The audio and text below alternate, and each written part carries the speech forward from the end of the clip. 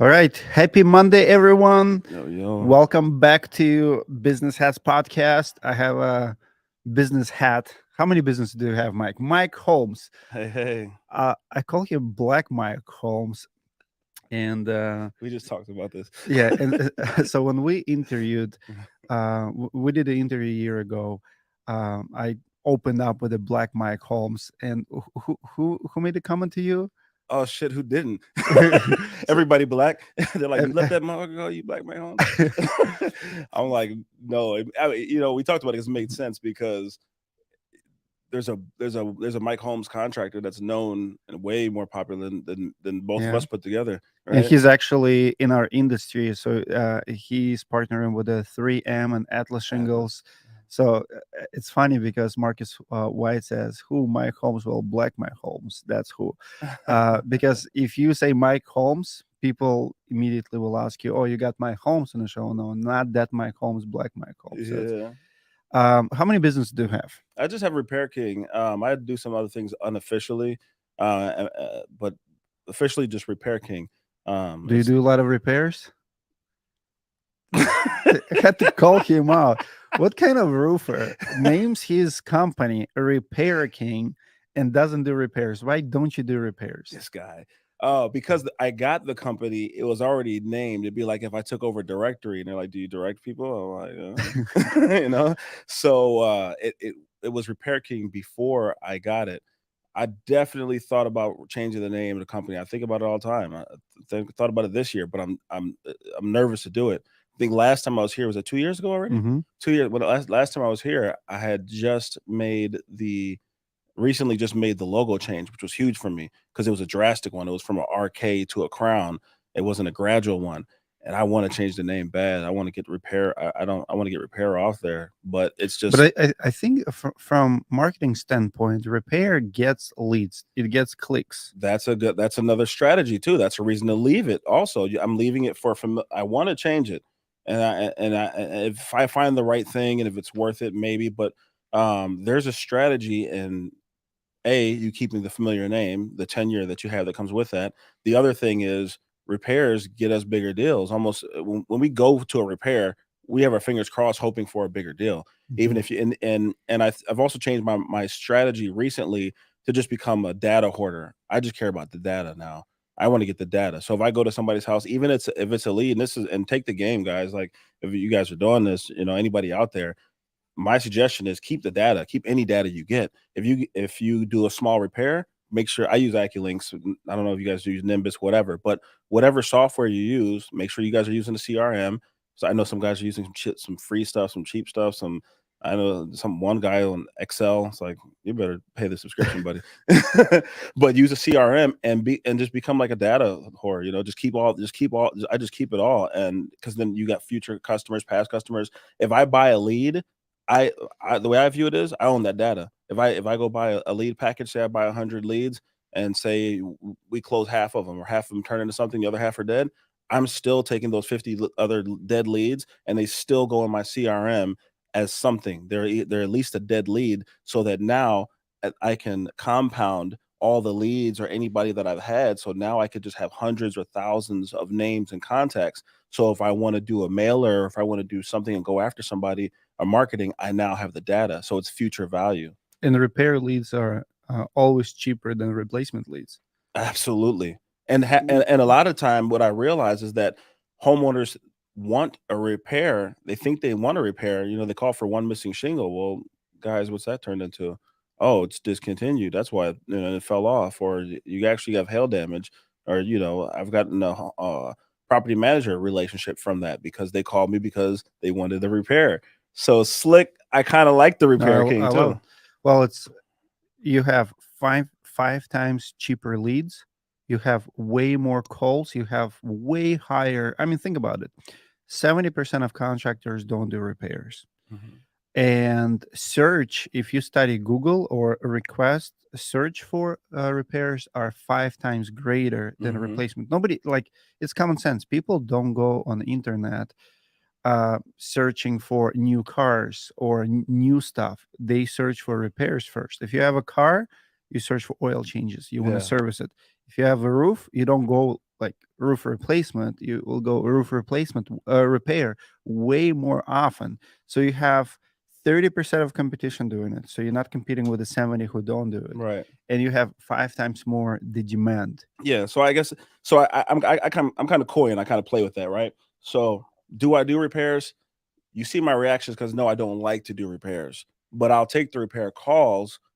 But I'm really going there because I know 9 times out You of 10 there's something else. You exactly. so if you call, I mean, even if you call me, somebody just called me. I've got 2 this week. We're dead. It's 1 degree outside in Minnesota. It's cold. Oh, it's colder than one Yeah, degree. yeah, to this week, meaning Sunday and Monday, I've already gotten 2 repair calls. One was a flat roof and the other one was a leaky roof. Well, then I get out there. What am I doing? I'm keeping the data. I'll go out there. I'll check it out. Send a roofer out. I'll go check it out or send a roofer out there. Um, but then I'm going back and I'm checking their home. They, oh, come check this. My soffit fell. Do I really want to go drive somewhere for freaking $25, $50, whatever, 100, whatever dollars soffit? It's under whatever that number is. Do I want to do that? No. But when I go there, I got my ladder out. Guess what I'm doing? I'm checking that roof. Love it. I'm checking that siding, checking this, I'm checking that. Let's talk about the winter. So we're in Minnesota. It's freezing outside. Hmm. Can you look up like what's the temperature? I think it The was temperature is 6 right now. it It's a high of 13 and it's a low of -1. yes, it's super cold. We're in Minnesota, and if you're in the roofing business, it's depressing time of the year because uh, and I want to talk about it right away. Let's talk about bankruptcies, cash flow, and how many times you went under, or it's hard to pay bills in wintertime. Oh yeah, it can be for sure. Here's how it works. You have your ABC, you have your credit lines and stuff. You work. August is busy, September is busy, October is busiest month here, November is busy, and then Mhm. December it just stops. Yeah. So all your sales stop coming, but all your bills are catching up to Oh you. yeah.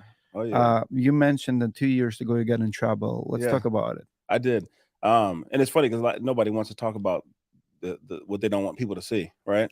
So, but yeah, that happened to me. I got behind, uh, and I got behind. I noticed it was the pattern. It was in the winter time is tough. You have to be really good at managing yourself in the winter time if you're not generating income, like you said.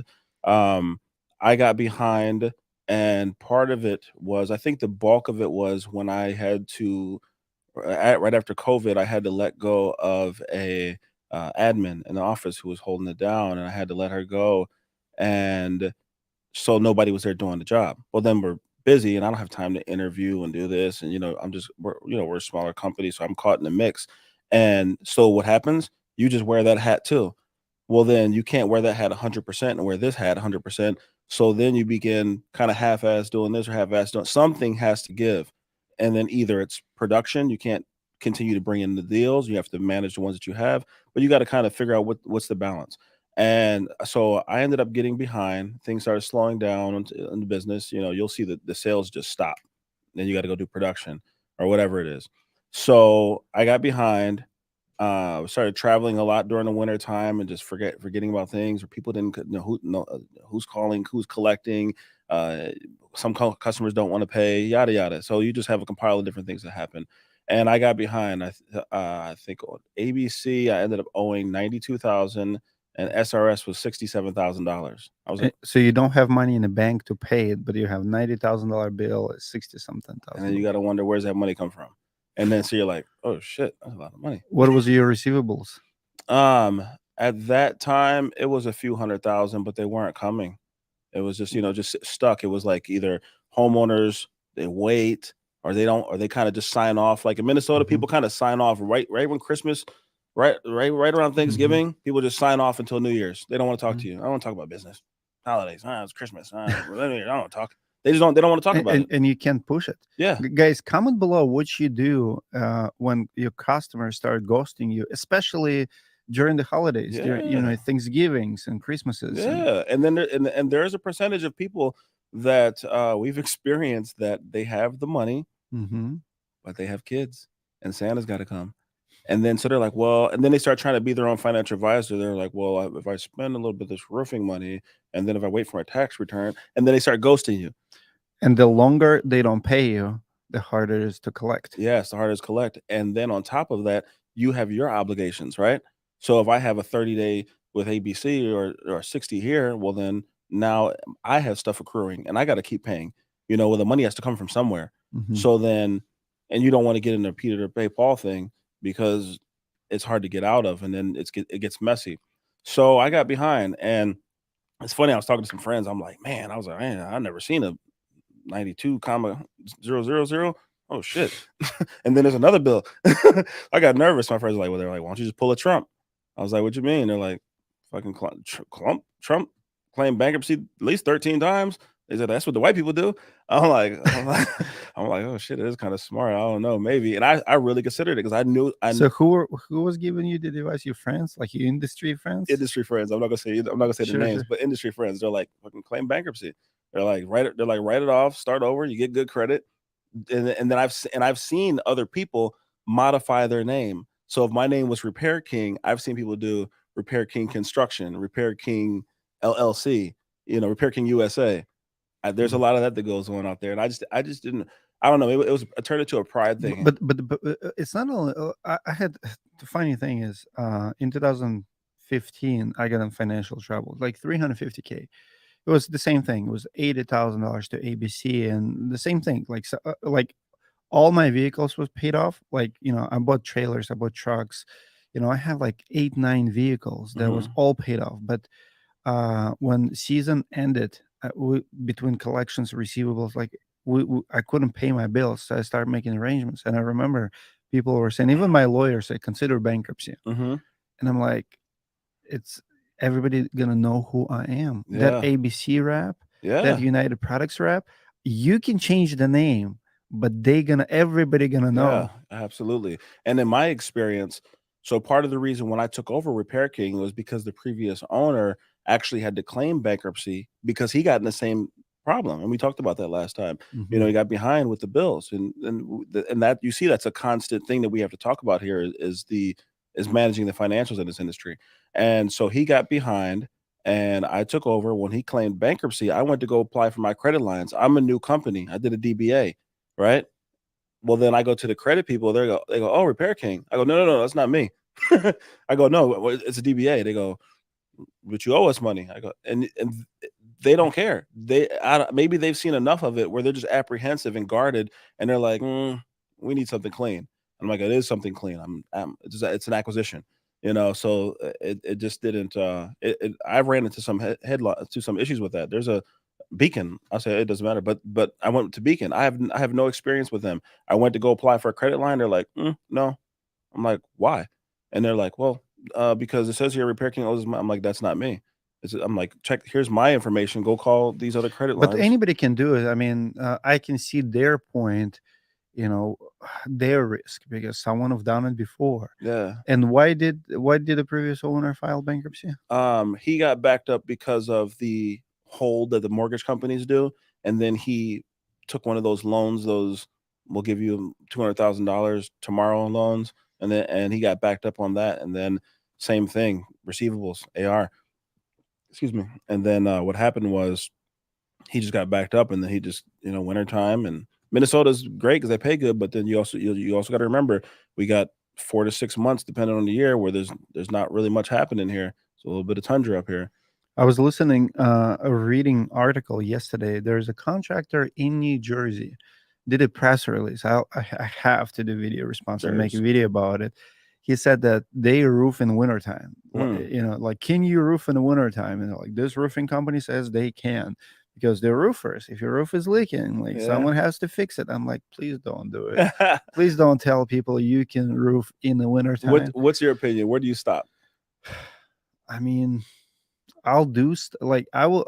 I'm okay to go on a calls, provide estimate, do what you can. You stop below freezing. Like Freezing. if the water freezes, like Yeah. it's just not gonna. The problem with manufacturing is it's like sealants. It's like a tape, right? What's happening with the shingles, they will not seal for a long time. And Hmm. all the wind, all the snow, like you destroying it. Like if you take scotch tape and open it, take it outside, just a scotch tape for a day, Hmm. and then to come inside and try to stick it. Will it stick? No. The same problem with the shingles. Mm-hmm. When you install in a cold weather, the dust, the wind, the sealant That get debris. get yeah gets destroyed. Mm-hmm. Like it just gets it'll never be tacky again. So when sun comes up in the springtime, your shingles will not seal, but the wind's still gonna be there. Mm-hmm. So I did one job. It was like 46 degrees that day. Black roof, charcoal, 412 pitch in Maple Grove, and over the winter we have like seven shingles on the ground. Mm. The roof did not seal. I keep coming back and coming back. How much does it cost you to reseal seven shingles on a brand new roof? Have you ever heard of anybody doing the cold weather sealing? You can do it, but Does it but it costs you. does it do it? Because that's a topic. Obviously, every year we have the same conversation like we never had it last year. It's just like the first snow, people can't drive, and in our industry, every first snow, the shingling topic comes back up. Do you still shingle? And I guess for me, it's been I call the reps. I don't want to be the professional. I want to say, hey, you told me to do it. So I always call a rep, and I'll go, what do you say? And they Oh, say freezing. for liability reasons, they're not gonna tell you. So they like I was even reading this morning, like on the JF website, that says theoretically, no. Like there's theoretically, yes, you can, but they recommend you not to do it in the cold applications, and they're not going to tell you the The temperature. definition. Yeah, because it's your decision essentially. You Yeah. have to decide. What's crazy to me, if you look at a Canadians roofers, I mean those guys. I mean I see pictures on the Facebook and videos, they're roofing right now in the snow. Like you have to, like as it's snowing, they're roofing. No underlayment. They're just installing shingles over a deck. And I'm like, guys, come on. Man. I New construction mainly, Yeah. but See, and that was the other argument that I've heard. They go, well, new construction, they do it all the time. The homeowners just aren't there. and then we replace those roofs because they never last. Yeah, right. Right. I mean, I had to do one in smack in the middle of winter in January. Somebody got the call, and I don't know if I talked about this before, but I'll keep it short. But somebody called. They switched an insurance company, and then they got the letter that says you got 60 days to replace the roof. And we ended up doing the roof. I mean, we literally had to shovel snow off of it, and I was nervous. I'm like, I don't want this leak. All I could mm, think about is somebody calling me saying there's a wet spot, and I'm like, that's a nightmare because now you got to spend money. We did the roof, and I was nervous, and I went back and checked. We had a shingle fall off, and we did the roof in January. We had a shingle fall off in a windstorm in March, and I went back again in May, and it was solid. It was solid. guys, comment below where you're from and how late you are roofing and what you do in the wintertime if you're not roofing. Comment your number, a degree number. Comment, do you stop at 45, at 40, 32? What's your number? Yep. Here's the thing. Today we have way better underlayments than ever before. Yeah, Like that synthetic felt paper. I mean, it's that's not all I gonna need. your shingles are just holding it down. Yeah, I mean, that's what it is. Your shingle is not the material that waterproofs your roof. uh, So to answer your concern, your roof will not leak, and that's why we're getting away with what we're getting away. As yeah. long as you do your flashings right, and that underlayment, just like Tyvek, you can replace, siding for the same reason. The Tyvek will stay on the house with no Mhm. siding for like 6-8 months, Yeah. and nothing gonna happen to it. Like you can install synthetic felt paper on a roof with cap nails for 3-4 months, it'll not leak. Mhm. But if you add shingles to it, it's even better. But the Yeah. problem is shingles will not seal. Then you have blow-offs, but it's still not gonna leak. And that's how manufacturers are getting away with everything too.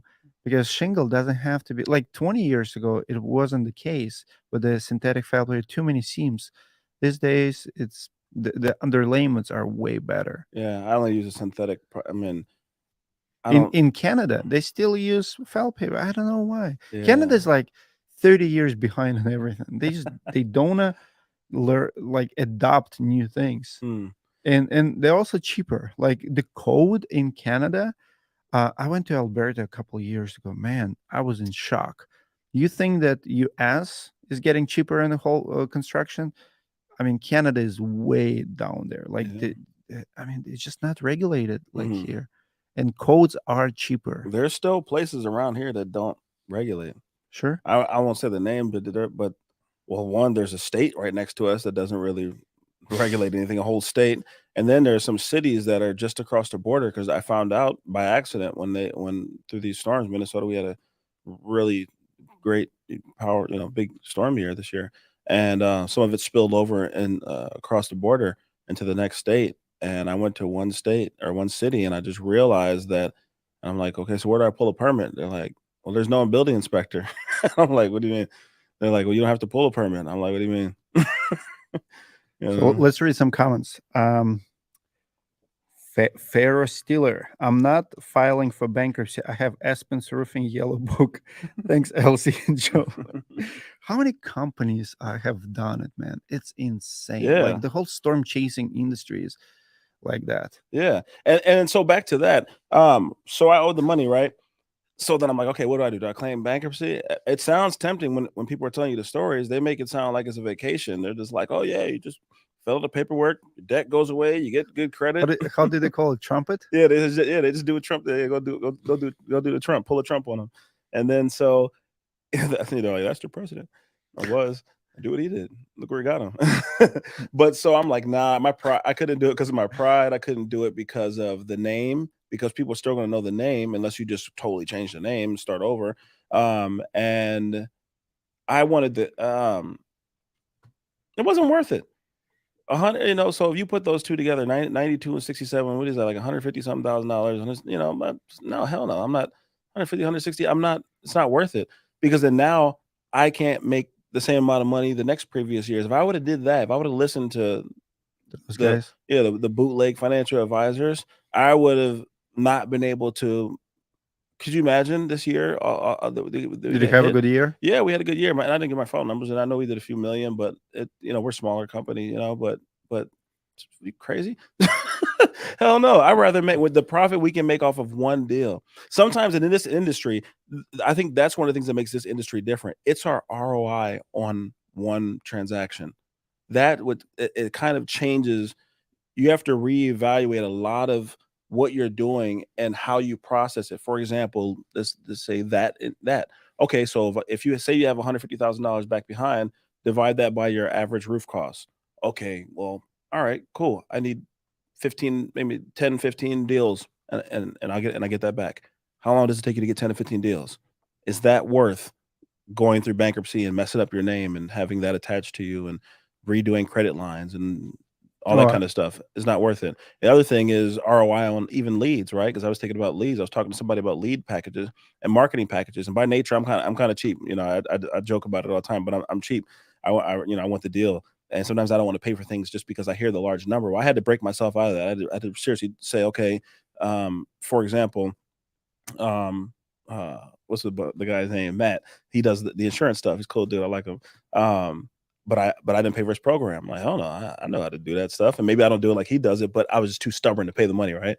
And then so finally I'm like, and I just said to myself recently, I'm like, you're such a cheap ass. That's one deal. It's one deal. So it's now if we were in like pest control or gutters, or if we had something with a different margin, it won't make sense. How many transactions do you need to have to get your money back? Is the question you have to ask yourself. a lot of people who are listening to us, they're newer startups. How can you explain to newbie in the industry, to someone who is maybe working for a roofing contractor? Because I see that crew leaders, workers, employees, they look at the roofing business owners like, how come you cannot have money? Like, why are we even talking about bankruptcy? Like, you just said it. We have the highest return on investment, per job. Like per transaction, you can make so much. Like, Yeah. you look at a $10,000 job, you on paper making 3 grand. How do we go to bankruptcy from such a high profit jobs? Like, how do you explain it? I think a lot of it has to do with the turnaround time for what you have to pay and what happens between when you get that first check and you get your final check and what happens in between there. So one thing, so I had a huge traffic jam this year. We got so much business. We had a freaking traffic jam. We had all this business coming in May and June. It was like, holy shit. So we have a major hailstorm. Oh man, if you guys don't know, in Minnesota, let's see, I had a baby that was born on the came home on the 9th. Congrats. Thanks. It's fun. He's cool. Keeps me awake.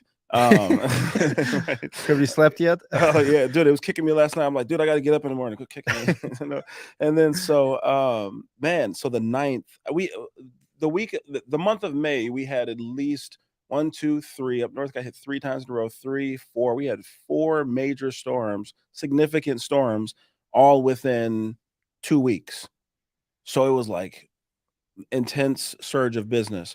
And then when that happened, well, what does that mean? That means an intense surge of business. That means production was kind of halfway asleep, just waking up, coming out of hibernation from May, getting back to it. Next thing you know, here's 40, 60, 80 deals that just came in. You're like, oh shit, you know? So now you add in, I'm still paying back money. So that means The last year. my credit, 80,000, 60,000. my credit lines were froze. Mm. Because so I'm operating cash like a damn startup, like I'm new, and it's just real. Did you pay it off? Yeah, I paid it off. Ooh. Love it. Yeah. Best feeling in the Oh world. man, it was the best feeling.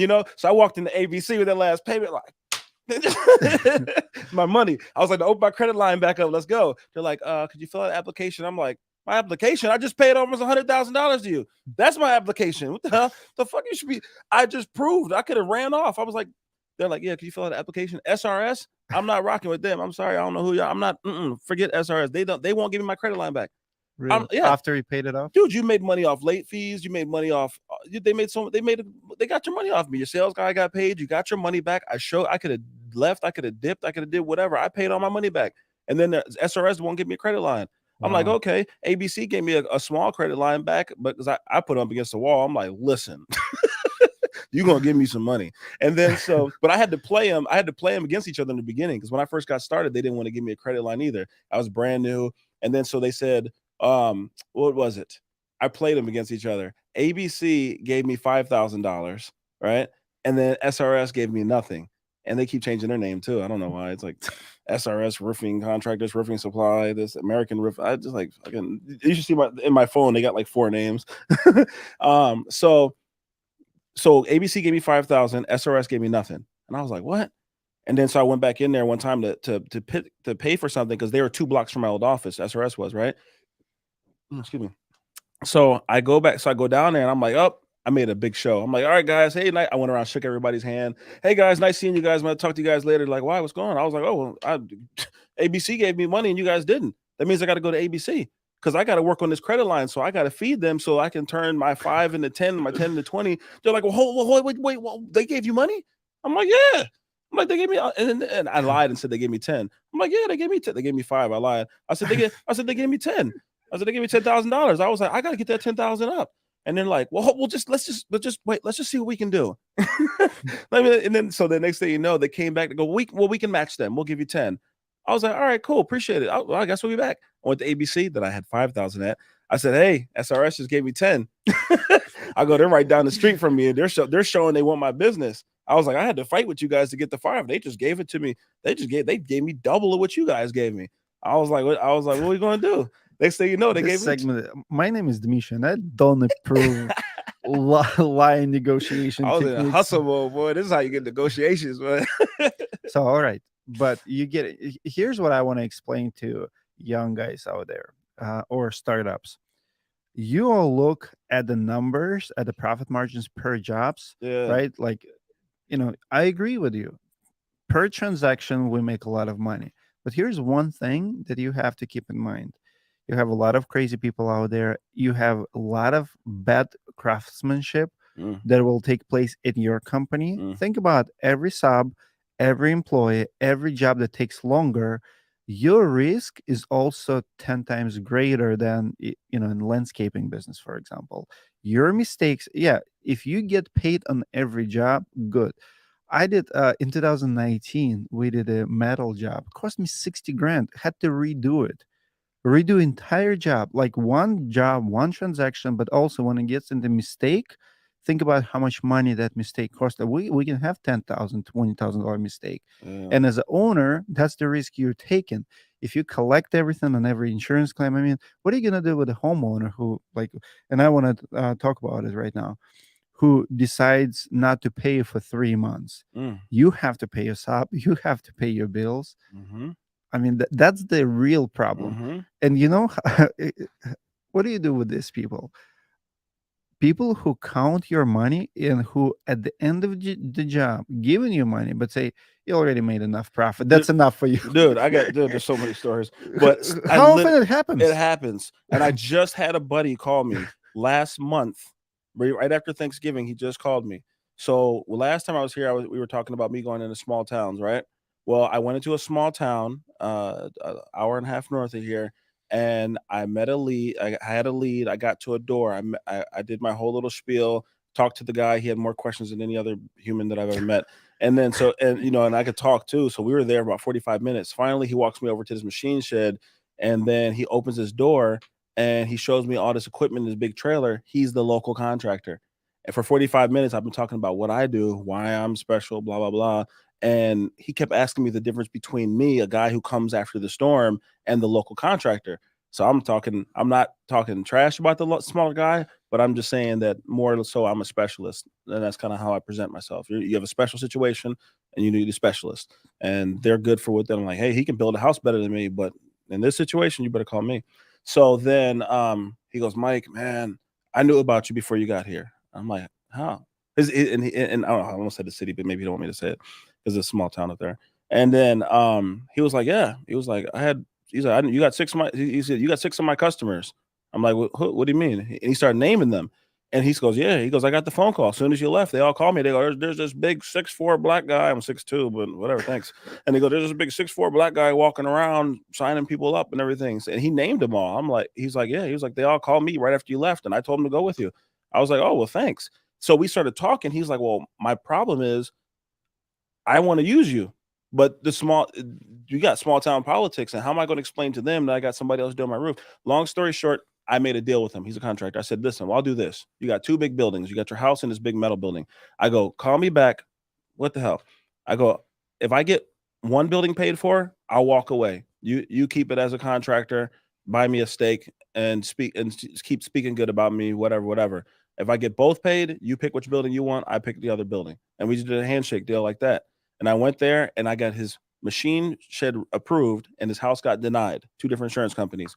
So we kept the deal. He was like, nah, you could do it. I'm like, nah, it's good, man. Hey, that's what I said. I'm good. And then so he bought me some steaks or whatever. Then I went back. Well, of course I did a reinspection. I got it paid for at the reinspection. He was there. And by the time we went from the truck to the top of the roof, it was already paid because he was following. And, I kind of wanted him to stay back a little bit so I can talk my talk. Excuse me. And he was like, by the time he started walking, the guy started circling. He's like, "What happened?" I'm like, "Shut up," and I'm just like, "Let me just talk on. Like, we don't need you to overanalyze everything right now." And I said, "We'll talk after he leaves." And then so I got it paid for. He's like, "Mike, man," he was like, "I just don't understand what you do." He was like, "I was right here. I seen it. I just I don't. I'm baffled. I just you're just." He was like, he's just amazed by what I do. And then the supplementing process came and his claim doubled. And he was just like, Mike, I don't know what the hell you do, but you're amazing. Now in that town, when I drive up to that town, we get in his truck and he brings me around and introduces me because they don't want to see my truck. They know him. It's a small town politics. So he goes, hey, this is Mr. Mike. And well, he does this. And then and then and then he lets me do his thing. Right. So now I got all these jobs in this town through him. And then I treat him like my sales guy now. So I turned the contractor into my sales guy. So, so, so then after that, now he just called me because he owes me some money because but not in a bad way. It's just he owes me some money. And then and he's a super good guy, like. And so he's calling me up. He's like, "Hi, Mike, I just want to make everything right before the end of the year, my books and everything. How much do I owe you, this and that and everything." And so we're just talking about it, and we were talking about clients that wouldn't pay because I had this lady. I saw your thing with Aaron Bible. Amazing dude. He's cool, dude, man. His number is he's an anomaly or something in this industry. I don't know what that's dope. 4 years and the numbers you're doing is crazy. But Aaron doesn't collect money. I don't know. Up front. Yeah, up front. I don't know if we got a trust fund baby or what? I don't know where that money comes from, but that's a risky damn thing for a lot of people. It's good in some for some cases, but everybody can't do that.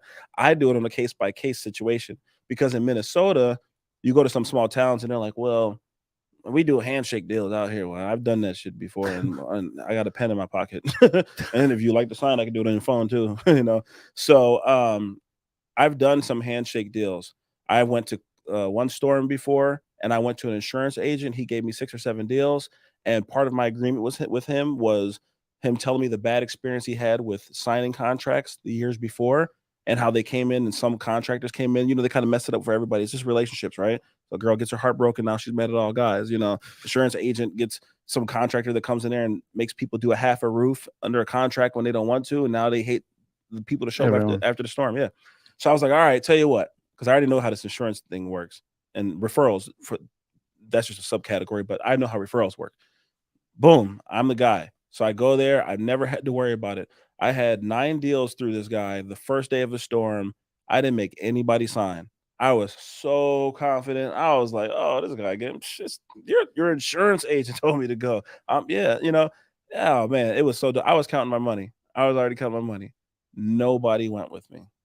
I wasted a whole week and a half. Did you have signed contracts? None, not from his people.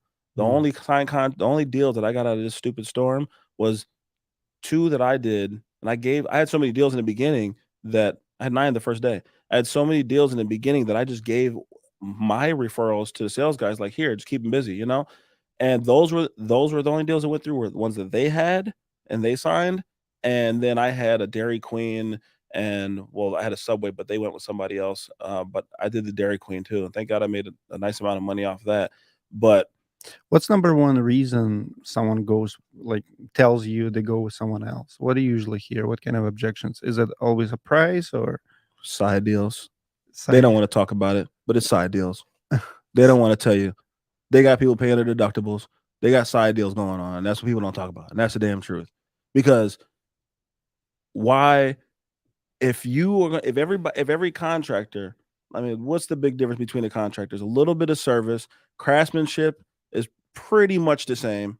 There's difference, right? There's difference, but pretty much the same. Your service pretty much the same. Who you're dealing with and their commitment to you to the end is really the difference. And I like to say the amount of money. I believe that my clients get more money. My client, I care more. And when you care more, you get different results. And that's just a life thing. So one thing about me, my lessons in one area are transparent in another. I have a core belief system that I go through. And if you care, it's a relationship thing. Let's broaden it out, right? Let's generalize it. Relationships. If you care more about your girl, you're going to treat her different. Let's mainly guys. Let's talk about, say, if you were being sexual with your girl, right? Well, some guys just go in, but if you care more, you're going to slow down. You're going to take care of her more before you get there, right? Same thing with a business deal. You're going to care more in the beginning. You're going to get better results in the end. Because when I'm inspecting, if I'm just inspecting your roof and I walk through and I'm just like, oh yeah, it's cool, it's good. All right, you got damage. Boom, boom, boom, going. Let me get the next one. I don't care that much. I care about my personal stuff. If I care about you more, I'm going to look at your house different. I'm going to look for different things. I'm going to look for different strategies. I know how to look for different money. So I actually give a shit and I care more. So when I care more about the transaction, the deal, the person, my customers get more because I'm looking for more. I'm slowing down with them more. I still, you know, so even though I spend more time with them, I'm getting probably more money per transaction, right? So when that happens, it just works out. What was the original question? Hold on. Let's we'll get back to it in 1 second. This is really good. I don't want to go too far from. It's end of the year. I want to really nail this topic down on receivables. Philip says, Schmucker, I call, text, and email. Hi, Mr. Smith. I just received the invoice on my desk for past due amount of dollar amount. Did you want to pay with cash, check, or just do a credit card over the phone? And then I want your opinion on this comment. He adds, if they start ghosting me, I do research and physically hunt them down and have sales guys and others stop at their house as many times per day as it takes to find them, or collections lien. Sounds too aggressive to me. What do you think? I was just picturing this guy sitting ladder up against the door, knocking on the bedroom window. Would you Yo, would you do something like that? man, I get it. You know, he's probably too much. He's way too aggressive. He's probably a little crazy, but I get it. I understand. I'm not saying it's right, but I understand. That's my answer. So to get back into what I was saying, I know I bounced around a lot, but the one guy was telling me a story where his customer came to him at the end and knew his profit and said, "No, you're making too much money here." And he shorted him $20,000. He goes, "You're not making that much money." And and we were talking about, what do you do? I had another customer. So when I was bouncing around the Aaron Bible, where I was going was, as I took a few select customers where I allowed them to just no cash up front. I built this lady's thing in right before Thanksgiving, and she didn't talk to me till freaking March when she needed something, when she wanted inspection on other roofs. I'm like, hello, I just built a $60,000 roof. How about that? You know, out of pocket. I paid your expense. And then we get some of those. So I knocked on her door. I felt like I partially felt like a stalker. I'm knocking on her door. I sent other salespeople to her house. I met her at church, and I was like, "Hey, how you doing? God bless you." Isn't the Lord? Hey, oh, you tithe? Did you give to God? Oh, so you're giving. So you're in a giving mood. That's what you're in. So I was like, all right. So I popped up on her in different ways, and I had to leave her alone because I was getting real stalker energy when I was parked in her driveway. And I see the kids peeking out the blinds, and then and I knock on the door, nobody answers the door. All the vehicles are there, kids are peeking out the blinds, nobody's answering. You call her phone, she tells you to come, but then she doesn't want to answer your phone when you get there. And then when company came and they opened the door for company, I was like, oh, this is just disrespectful. And then I was like, okay, what do you do? Because I think the other thing that we kind of struggle with in this industry is, where do you press your power? Where do you use power at? Where do you use your leverage? We can do liens. Is it worth it sometimes? Because that's the thing I was talking about with this guy with in the small town, the contractor. He goes, Mike, he goes, shit, I don't know what to do. I go get your damn money. And then he was like, well, all his thing that he was telling me was that he goes, all my customers, he's not a storm guy, he's a full builder. Mhm. He goes, all my customers are on about 11-mile radius of here. He goes, I'm the guy. That's why after they talked to me, they called him. He has it on lock. Mhm. He goes, well, I go, oh shit, I forgot about that. I go, so if you have a bad situation with him, if you force the hand here, he's going to spread bad word. And it doesn't matter if it's true or not. People don't listen. People hear something bad, they don't know if it's true or not. Oh, this company does this. Oh, it's not worth it. They just go somewhere else. And you can lose an entire transaction or transactions, Mhm. relationships, Book of business. book of business. Here's what I did. Here's what worked magic for me. I have this very, very firm email that I've been emailing to people who owe me money. Mm-hmm. Maybe, maybe I have advantage because I'm Russian. Like, people tell me all the time, they read my comments and my emails in my voice with accent.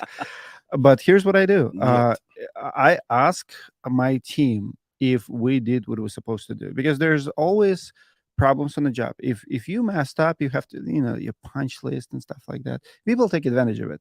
It'll be Mhm. like, oh, but what about that? So Yeah. now they're holding $20,000 payment because of the dent in the siding. I mean, Yes, Lord. BS, right? Yeah. But for me, if we did what we're supposed to do, and I know for a fact that they got insurance money, they literally sitting in checks. So I send them this email and I say, hey, my name is Dmitry. I'm owner of the company.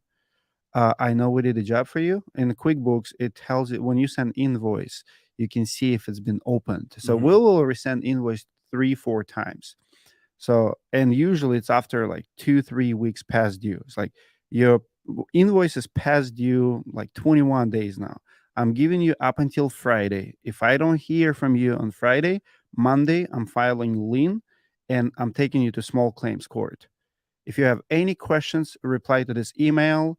Otherwise, Monday, I'm taking legal actions. That's it. Dude, 95% of the time I get paid by Friday, but you have to give them couple days, like Mhm. grace period. Yeah. So I usually will send it like Monday, Tuesday, Mhm. give them until Friday. Mhm. So I want to sound as reasonable as I possibly can, but you also have to be as firm as you can be. Mhm. Because if they feel they can push, and here's the thing, and this is just business advice. Uh, like you have subs, right? You Mhm. have vendors. Who do you pay always on time, and who do you pay like constantly over other when you have money troubles? It's people who are at your door more often and who is Yeah. firm, right? Yeah. If someone, let's say someone works for you and they send you invoice, but they never follow up, they never, and you trying to balance your cash flow, Yeah. will you make them a priority? Probably not. Squeaky wheel. Exactly. So you have to, as a contractor, you have to follow up on your invoices. We don't want to do it. We want to be nice guys. We don't want to follow up on estimates. We don't want to follow up on invoices. But it's the reality. When you are the most, I don't want to say aggressive, but when you're on top of your game, Yeah. people will pay you. You know what I started using too in AccuLinks? I started using automations. Mm-hmm. Automations help out. So you can set certain automations to say after I change the status to this, it'll do this. Mm-hmm. So I can say, and you have your milestones, lead, prospect, approved, whatever. You can set little subcategories. So with each subcategory, I've made subcategories, built invoice received, waiting for this, but and I made little categories, and we make automations with those so that there's automatic letters that go out that we don't have to. It makes our job easier. I had to figure out how to start getting smarter because I had the admin missing. So automations was the answer. Mm-hmm. Automation is like a ghost admin. When you change a status, an email goes out. Now you're maintaining your service. Well, now it helps because then you're saying some of these things, and I can say, okay, well, we sent you our first invoice on this date, or here's the second letter, or whatever. And I also started using an attorney.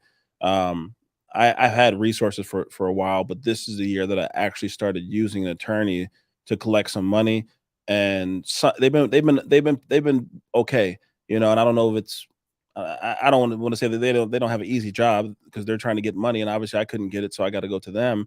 But man, I just had a lady who I had a house in New Prague. This was from last year, and was referral. Went to her house. Long story short, her house, roofing, siding, everything ended up being 81,000 with O&P and everything in it. Right now, the lady lost her job. Dad died. All the fucking fish died. Whatever. She got all kinds of problems. Right. And, right. I knew it was coming. I'm like, oh shit, here we go. And then so I go to build the roof, and I start the roof, and then she starts giving me all these hesitations. She finally gives me a down payment. I go get started. It's a Friday night. I had my guys drive the materials from ABC St. Paul to drop it off Friday night so they can get started in the morning. And they call back like, "Hey, amigo, she won't let us."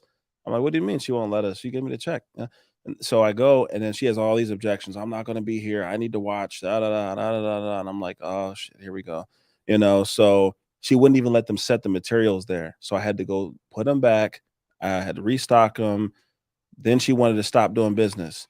So then she told me that the other family member died and I lost my job and blah, blah, blah. And then so I go, listen, we just need to get started. They paid for it. Your house is not insured anymore. And I'm trying to be practical. She was just stalling, stalling, She just stalling. wanted to use money. Yeah. So I said, all right, it got to the point where I was like, well, you can just do the cancellation fee. How about that? Just do the cancellation fee. Cancellation fee, 20%. And I don't know. And I'm just curious, how many of you guys actually use cancellation fees? I'm curious about that too in the comments. Do you guys actually really push cancellation fees? Do you enforce that? Do you cancel what if you get a whole contract with her? Like, so in this case, Mm-hmm. I wanted to do the roof. I was going to start with the roof, $81,000 contract, $25,000 roof, 51,000 something Mm-hmm. was other stuff. Do you charge 10% or excuse me, 20% cancellation on the portion that you don't do if you just did the roof? What are some of you guys' thoughts on that? So I wanted to get it started. She gave me a down payment. So finally I said, look, all right, forget it. Obviously, I got a huge profit margin on this one. I mean, just the O&P alone, it's a huge margin. Yep. I said, listen, if I take the cancellation fee, I'm losing $16,000. Yeah, I get $16,000 and I walk away. That's nothing. I go, just pay the cancellation fee. If you got money problems, whatever, life happens. Guess what? Boom. God bless me. God bless you. Whatever. Give me $16,000. And I broke it down with her. I broke the financials down. I said, listen, here, let's just talk about it. Here's 20% O&P. That goes to nothing. That's boom. I go, you got all that is approved. So if you take the 20% for just from that alone, you get me out the way, and you can still find somebody to build this thing, and you're gonna, man, you know. And then so I tried to show it to her, and I was like, listen, just pay. Did she do it? Hell no, hell no, she didn't do it. And I had already deposited her check. She went back and put a stop payment on her check. Mm. That's what the one that pushed me to start using the contractor. I mean, excuse me, the collections attorney. So, and he goes, well, she reversed the check.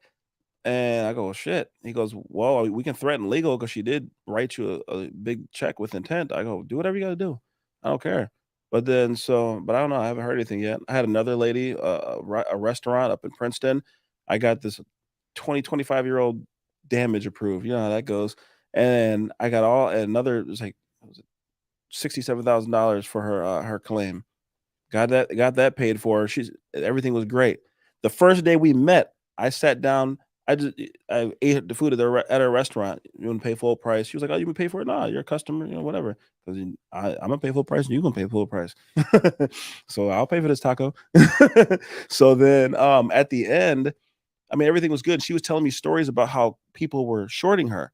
She was telling me that people would buy the food and they take a bite, they get to the end and they say it's bad and they don't want to pay. And we were talking about bad customers that take advantage.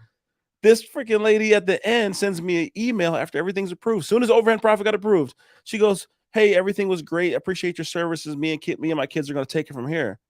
No, you're not. So I start contacting her. She doesn't reply to anything. I have my admin start sending her emails. She says we're harassing her. She goes, "You guys are harassing me." I'm feeling like you got like this is harassment. I'm like, "We're trying to build your roof. We're trying to contact you." And then so then I have a attorney letter. She goes, "My attorney is going to reply." I go, "Oh, all right. So we got to do attorney talk. All right, well, fine, whatever." I talked to my attorney. My attorney said, "Let's go." So we went back and forth, and I drove past her restaurant when it happened because I was like, let me just go back to the human aspect of this. Let me try to reconnect on a human level. I go pull up to the restaurant. The whole building's a different color. The roof is done. There's a dumpster out front. She already did the work, and she did the work. So by the time she told me her kids were going to take it over, it was already set. It was already set up and done. Mm. I was like, this dirty. Do you feel like it's much harder to work with the business owners than regular? Because business owners are very calculated. You cannot Yeah, blame it on them, but for them, it's a business. For them, it's another transaction.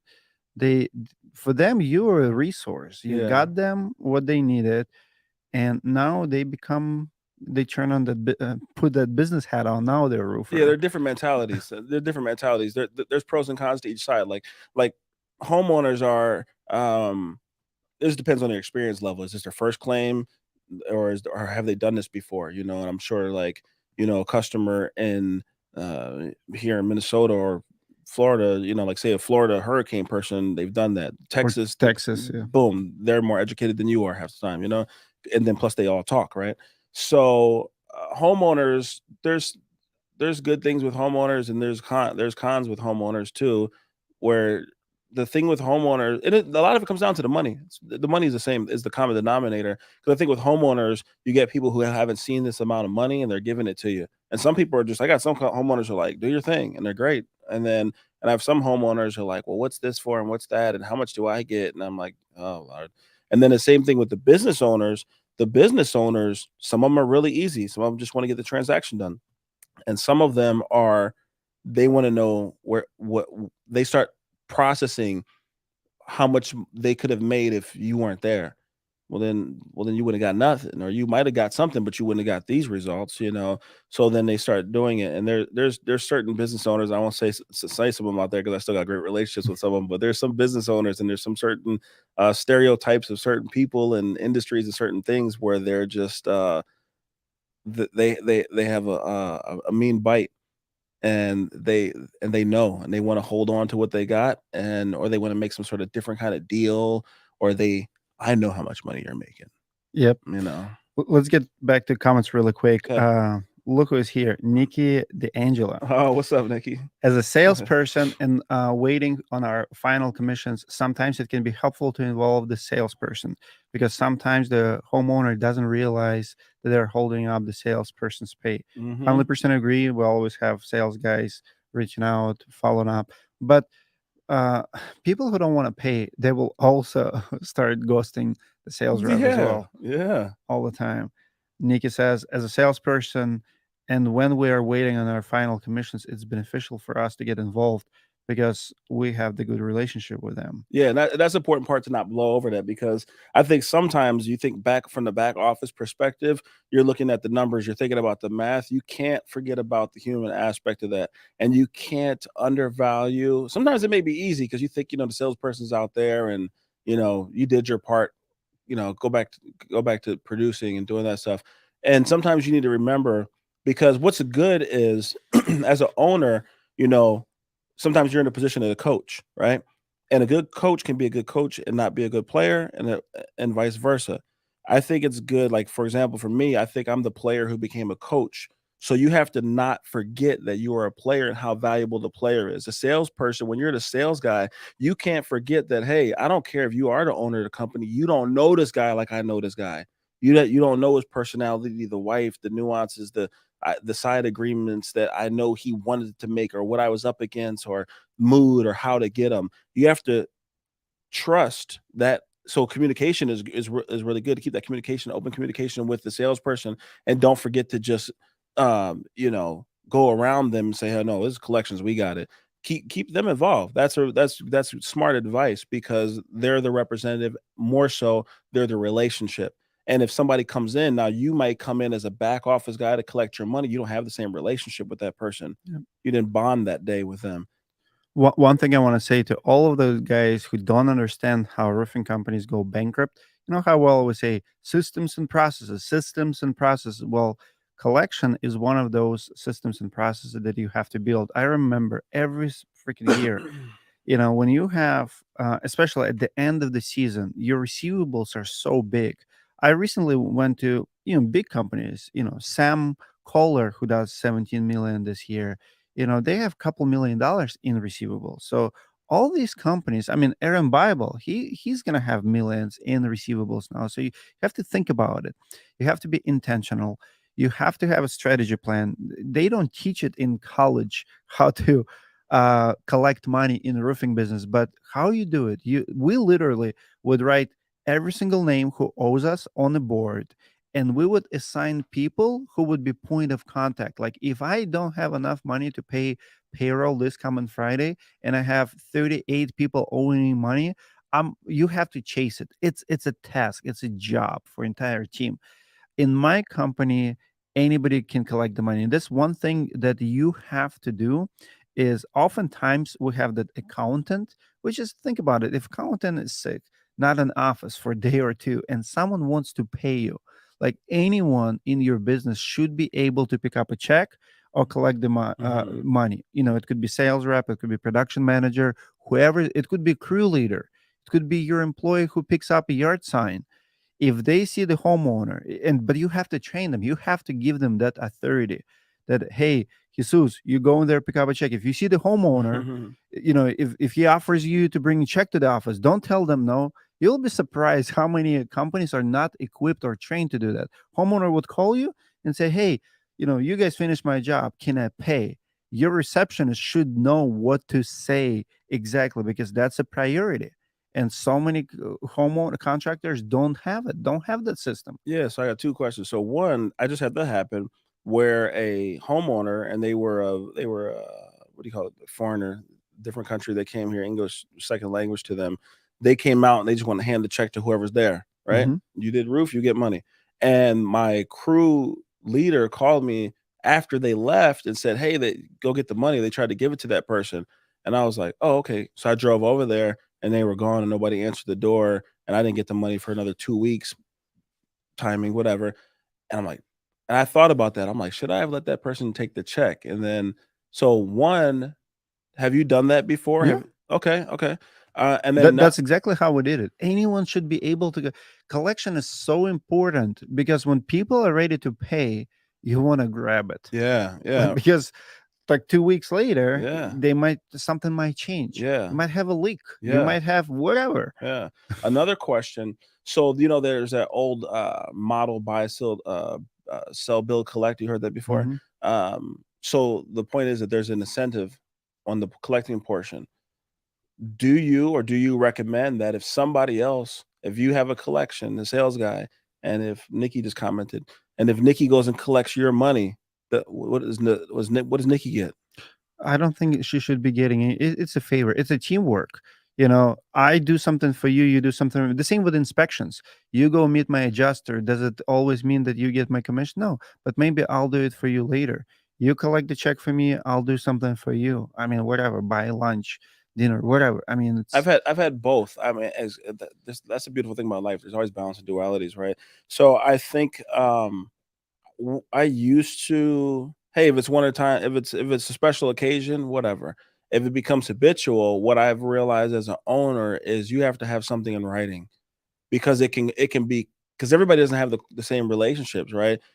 If we work together, I'm like, "Oh, whatever, I'll cover you. I got your adjustment, Mhm. whatever."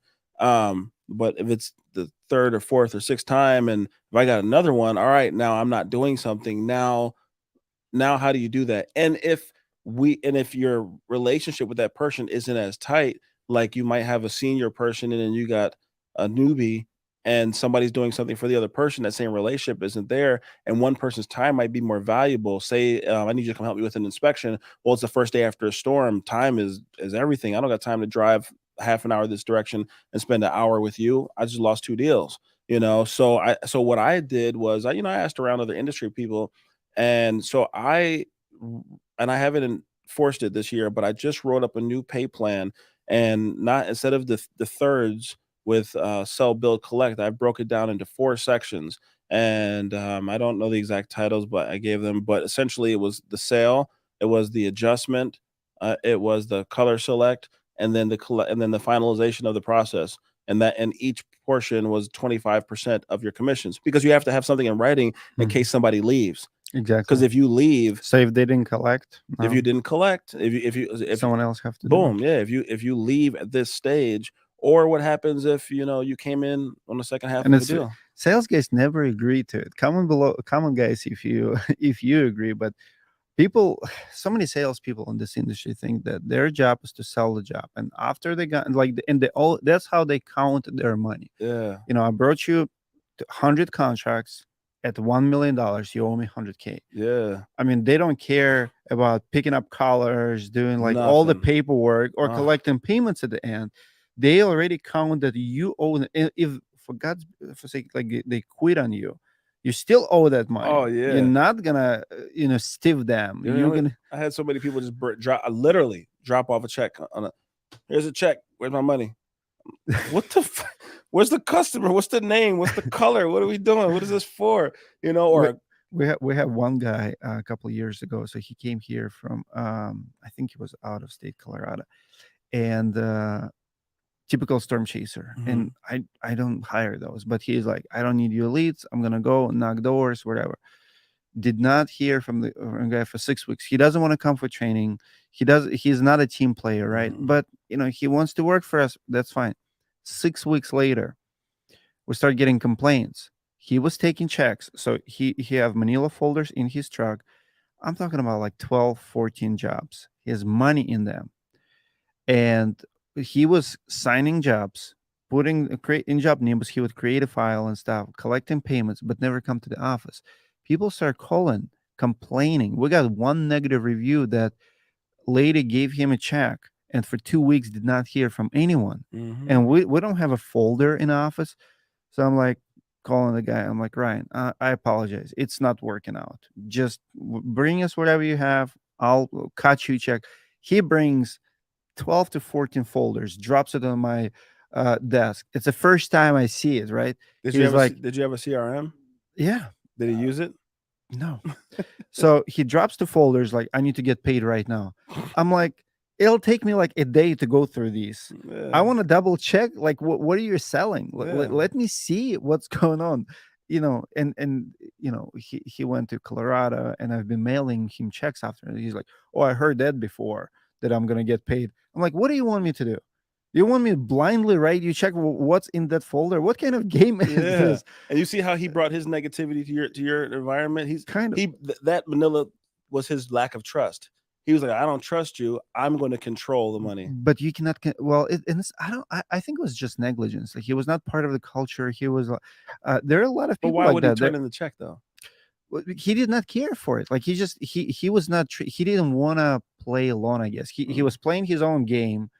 in his own world. He's Yeah. like, this is how I do it. He did not care for that check. He just was selling, selling, selling, but he was on lone wolf, right? Like we have a Yeah. lot of people like that who are Yeah. not a team players. And that's what people don't understand in this business, how much effort it takes to connect this puzzle. You have Mhm. so many individuals like that. You have to deal with the salespeople. I mean, they're like kids. You have to babysit them. Mhm. I mean, I have 5 kids at home, and then you have a couple sales guys on your team who have to babysit with the crap like that. What do you do? Yeah. What do you do in that situation? Man, you have to pay attention to them, and I've been guilty of trusting the system. That was part of my traffic jam that I had this year. Was I got lazy. I trusted the system. I thought it was automated and everything was working perfect, and I just went out and sold my own deals and fine tune the issues or supplementing or just micromanage certain areas. But what happens is what I learned this year is you have to stay involved, even if you think it's good. You better go check on it. Just because it's quiet. Ryan was quiet. You didn't know what was going on. Just because Yeah, it's quiet, you better. you have to meet, like, you can't let it go for too long Yeah. because there's something always happening. In Russia, we have a saying, in the calm waters, in the calm waters, there's they will Satan lives. Like Mm. if it's too calm, like there's something very bad See, happening it's on like the kids, if they're quiet, you're like, "Hold on, wait yeah, so yeah, a minute." kids, great example. The same thing here. So if it's too quiet, by the way, like everybody who ever stole from me or did like the shady stuff, it was the quiet game. Mhm. You kind of like, like they're not loud, they're not telling you Yeah. what intentions are, Yeah. but then you find out like, oh shit, Yeah. like you did what? Yeah, right? Let's read a couple comments. Mathus via can't pronounce this. Also find collection attorney. They will collect what you are owed. They take 20% fee. 80% is better than nothing. I agree with that. Yeah. Uh, That's what I did. he said, heck yeah, liens is worth it. Private investors will buy those liens in heartbeat. Beat yet it's a small discount, but you will get money for it. I love liens. The thing about liens, guys, is you have to file them just by default. Like, don't even think about it. If they Mhm. owe you money 30 days, that's your right. Just do it. You never know when you're going to get paid. Just cost It, of business? it could be 3 years. Like, I have people who try to sell their house 3 years later, and then it's a different phone call. They're calling you, they're begging you, Oh, man, I and, wish.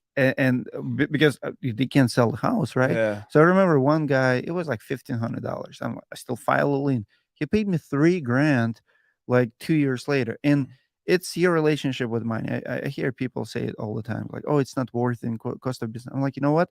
I have 5 kids, and you know how many times I did not buy something because it cost a lot. And it's like, oh, I'm not gonna buy that. It's too much money. So, but then when I hear business owners saying, "Oh, it's $1,500, 2,000, $5,000 cost of," I mean, are you kidding me?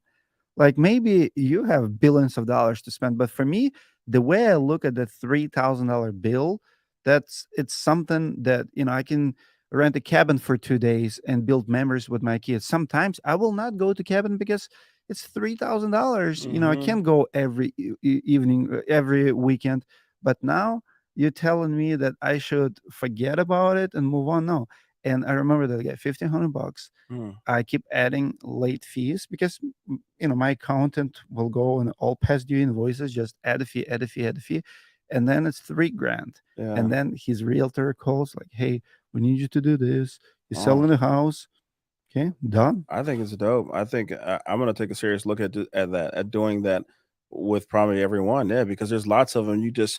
You have a trust for the person. You just have this trust. You're like, oh, I trust they're gonna pay. And homeowner, that's the other thing. They're so good at like flipping it on you. Like, no, like they don't have, like, we're the people who have to earn trust. No, this is a relationship. It's It goes mutual. both ways. Goes both ways. And because of these sayings, the customer's always right, or Better Business Bureau or whatever, people, or the news is really good at scaring people and making, oh, consumer awareness and consumer this and that. And there's just this automatic thought that we have to earn the trust, and it's not always like that, because you do have to worry about the homeowner sometimes, and filing those liens might be a real smart thing for people to put into business. Seriously. Love it. Storm busting 43 is asking a question. Is a verbal agreement on the percentage of commission on total sales valid? I need some advice. Thanks. I think that's a personal thing. If you're doing a verbal agreement on your percentage of commission on the total sales. So is your agreement of what you're getting paid with the company on verbal? Hey, that's go ahead. Well, here's how I actually just had this situation with someone recently. They have a big a little case debate, and they settled. Someone have to take someone to court because they were not paying. Sales guy were taking company to court, and here's how they proved it. So if you have a verbal agreement on the sales commissions, and you can prove it, like you have CRM, you can if you already have a numbers, like let's say you sell 10 jobs and you got paid Boom. commissions on 10 jobs, and then they don't pay you on other 10. Essentially what the first 10 jobs is a proof. Think about how you standing in front of the judge and explaining your case, and judge will ask very simple question to other parties, like, all right, you paid him 10% on this 10 jobs, why you did not pay him 10% on this 10 jobs. Even if you don't have a contract, Yeah. it's obvious, that agreement took place sometime in the Yeah. past. So if it gets to that, yeah, I agree to that. You can use the history to show the standard, right? Hmm. But I do think it's wise. I would storm busting 43. Sounds like some kinky shit. Stop. But I think that you should get that in writing, at least a text. I don't know why people would not do it. Yeah, Like, I why mean, would you work for anyone without well, it? storm. His name's. I'm gonna go after his name. He's storm busting, right? So he's just busting in the areas, hitting the storm. So he's just running up in there. He's the guy that's coming into In an his area, early 40s. and he's 43. Yeah, he just got on YouTube. Look at his name. No, I even got a picture up. Oh. So he's just getting in there. So he's chasing the storms, and he's probably the guy that goes into an area. You have to make a quick decision because you're coming in at a storm, so you're coming in a rush decision. Because if you were taking your time and it was a slow hire and you were there and you lived there and it was this slow brewing thing where you just got a job and you moved in, you could have the time to do those things. I think that you would have time to cover those things. I think those things get missed when you're in a hurry. When are you in a hurry after a storm when you have fast hires that automatically come in from different areas and then you make a quick agreement with them? And then you go, oh shit, I thought you said this. Well, no, I said that. Well, you said 50%. Well, no, I meant 50% after the office fee. And then, well, then, and then it gets frustrating. So always protect yourself. At least shoot it over with a text. Okay, so if I shake my hand with you and we make an agreement, I'm like, all right, cool. I'll be like, hey, so just as a reminder, we said this. Hey, appreciate it. Boom. So then and then screenshot it, save it in your favorites. Here's what I want to say, guys. Less is more. Like, less activity, less craziness. Storm hits, everybody goes crazy. I would say meditate for one day. Just take a break. I mean, if you don't have time When he's to meditating, I'm knocking on all them doors, all of them. exactly, but this is where all troubles come. So when we move too fast, that's where you get an accident. I love the billboard here in Minneapolis somewhere. It says, if you're texting, who is driving? Like, if you right, like, Autopilot. yeah, by Tesla. Yeah. But that's the thing, when you're constantly moving and you don't have time to stop, that's where theft happening, that's where mistakes in the jobs happening. Yeah. How much does it cost your business to do too much, too soon, too fast? We chase this fast cash. I mean, let's say you're trying to catch $10 million. I mean, you could do five and maybe make the same amount of money Mm-hmm. with less mistakes, less people. How much does it? I mean, how many activities we do that cost us our time, which is like the biggest asset that you have is your time. How much to train an employee, fire employee? Like, it's time to go through people. It's time. For me, one thing that I've been guilty of skipping in the past is some of the training because a lot of people do what's been done to them. You parent how your parents parented you. Hmm. You trained how Hmm. you got trained. And a lot of people, I think a lot of the old heads in this industry just got pushed in the water. One thing, I mean, we're talking a lot about business process and the financing and the issues. There's no school. I mean, I know you got yours. There's a plug Yeah. roofing school, but which is actually now makes sense. It's a good name because we think about it. We don't have education service for this thing.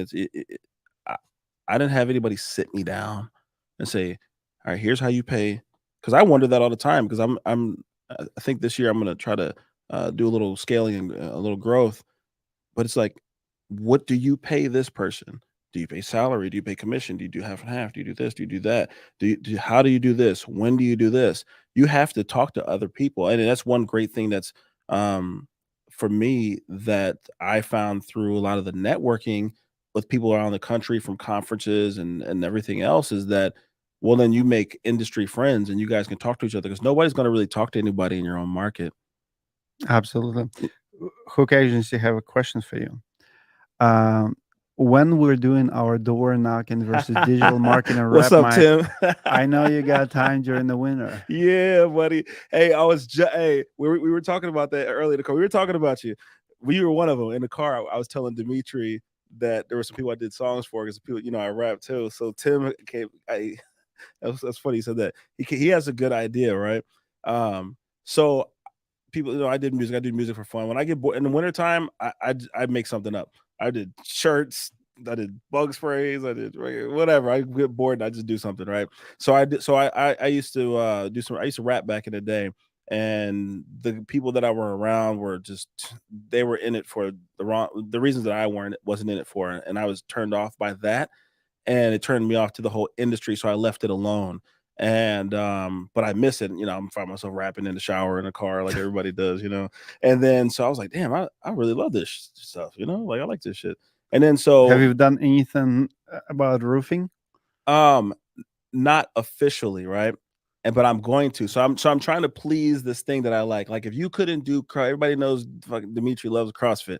If you couldn't do CrossFit or working out, you'd start to go crazy. You'd have an itch and you'd have a way to do it. Mhm. I mean, he's got freaking weights 20 feet off camera over there. This is real with him, And I'm not talking about weights. I'm talking about like squat machine. This is real. So the thing with music, I incorporate that, and I just set up my studio in my office, just like after Black Friday. Like I bought the desk and everything else, and I was like, okay, I'm not trying to be Jay-Z.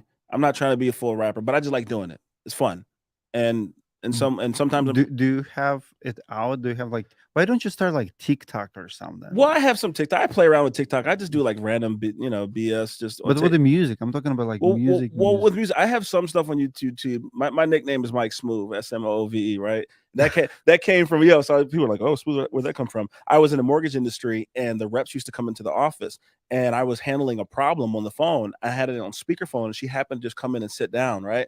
And then I was just like, hold on, and I put it on mute. I said, you can either stay or you can go and come back later. She's like, oh, I'll wait. So I put it back on mute, and I'm handling this problem. I'm on the phone. There was a irate customer about whatever the situation was. And while I was talking to them, I just controlled the situation. I calmed them down. I just did my thing, right?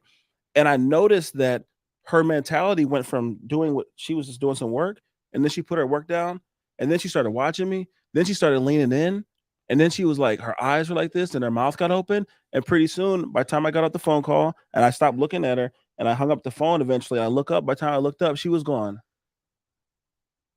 She goes like this. She goes, you are smooth, right? Just like that, right? And then so she walks around the office. She was like telling everybody, she was like, Mike is smooth. And then so it was like the inside joke because she was like, Smooth Mike. yeah, she was like, Mike is smooth. And so everybody was calling Mike smooth, So How much does it help you in sales now? oh, Roofing everything, sales. man. It's a way of life, man. That's why it's a way of life, man. It just is, man. It's like I said, everything crosses over to each other. So it's all about your perspective and understanding on everything. So one thing goes into the other. So that's where the Mike Smooth thing came from, with really the way I handle it and a little bit of the ladies thing. And it was just a life thing, you know what I'm saying? So it just one thing led to another. But so I do have some music out there for fun. 2 years ago, I actually did some music. I just got bored over the winter time, right around COVID.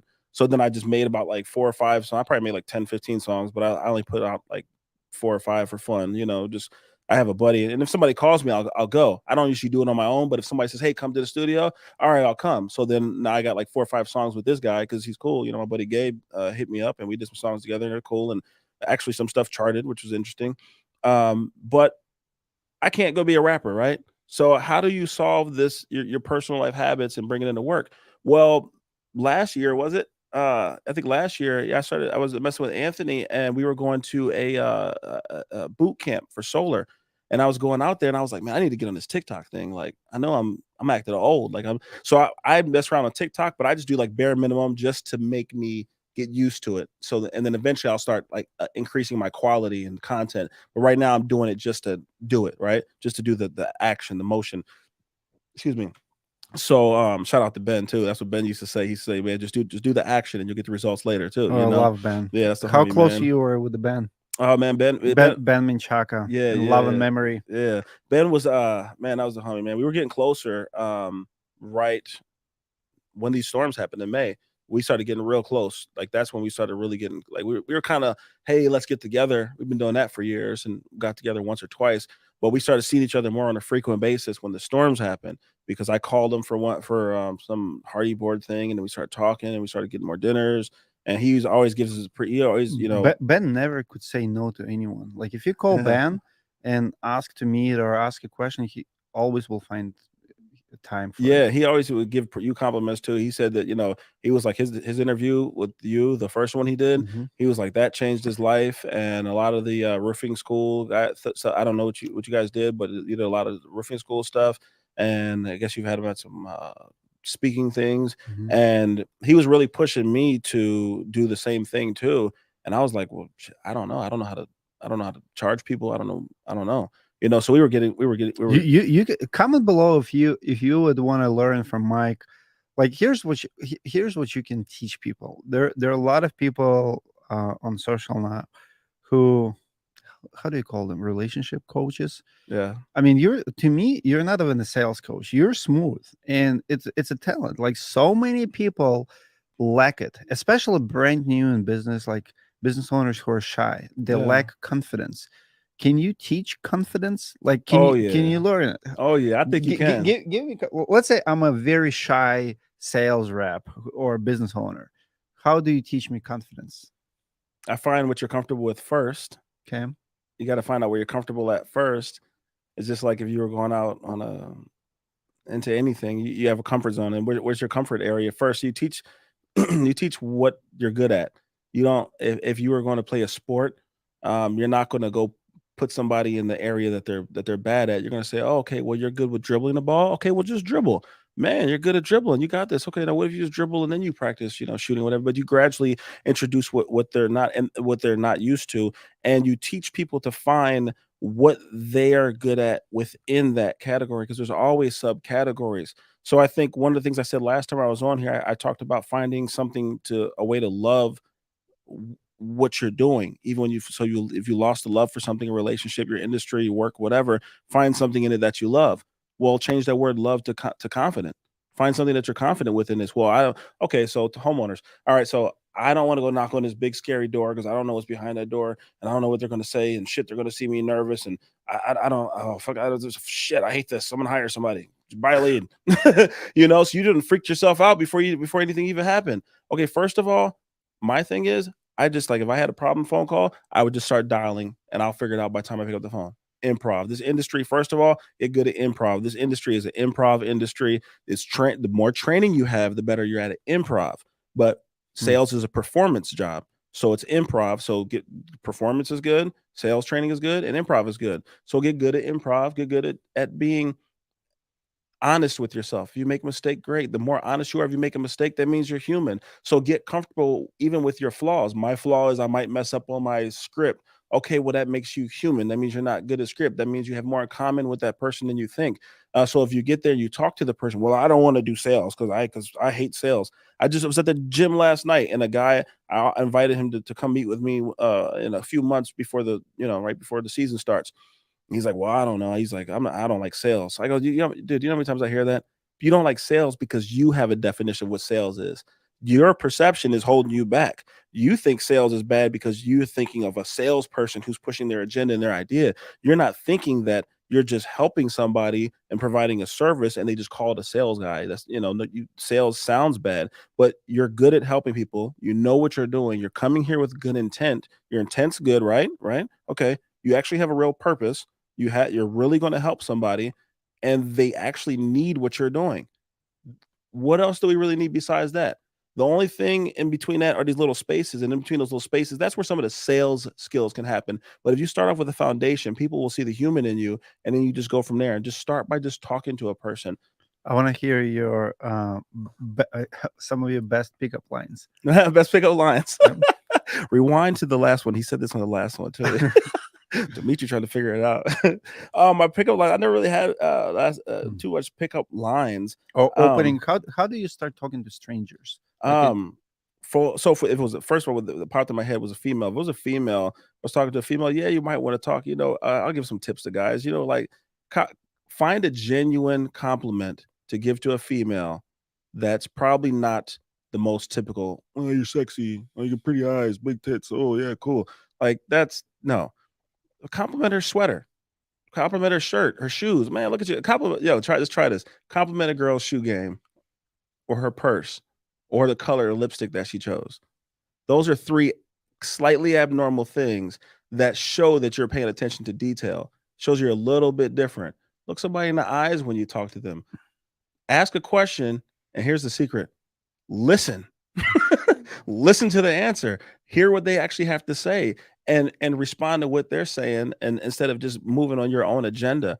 And I think some people get nervous and they just drive through things, and then go back to the caring thing. When you care, tell yourself, sometimes you tell yourself in the head, you got to say, I care about what I'm doing. Okay, I care about this person.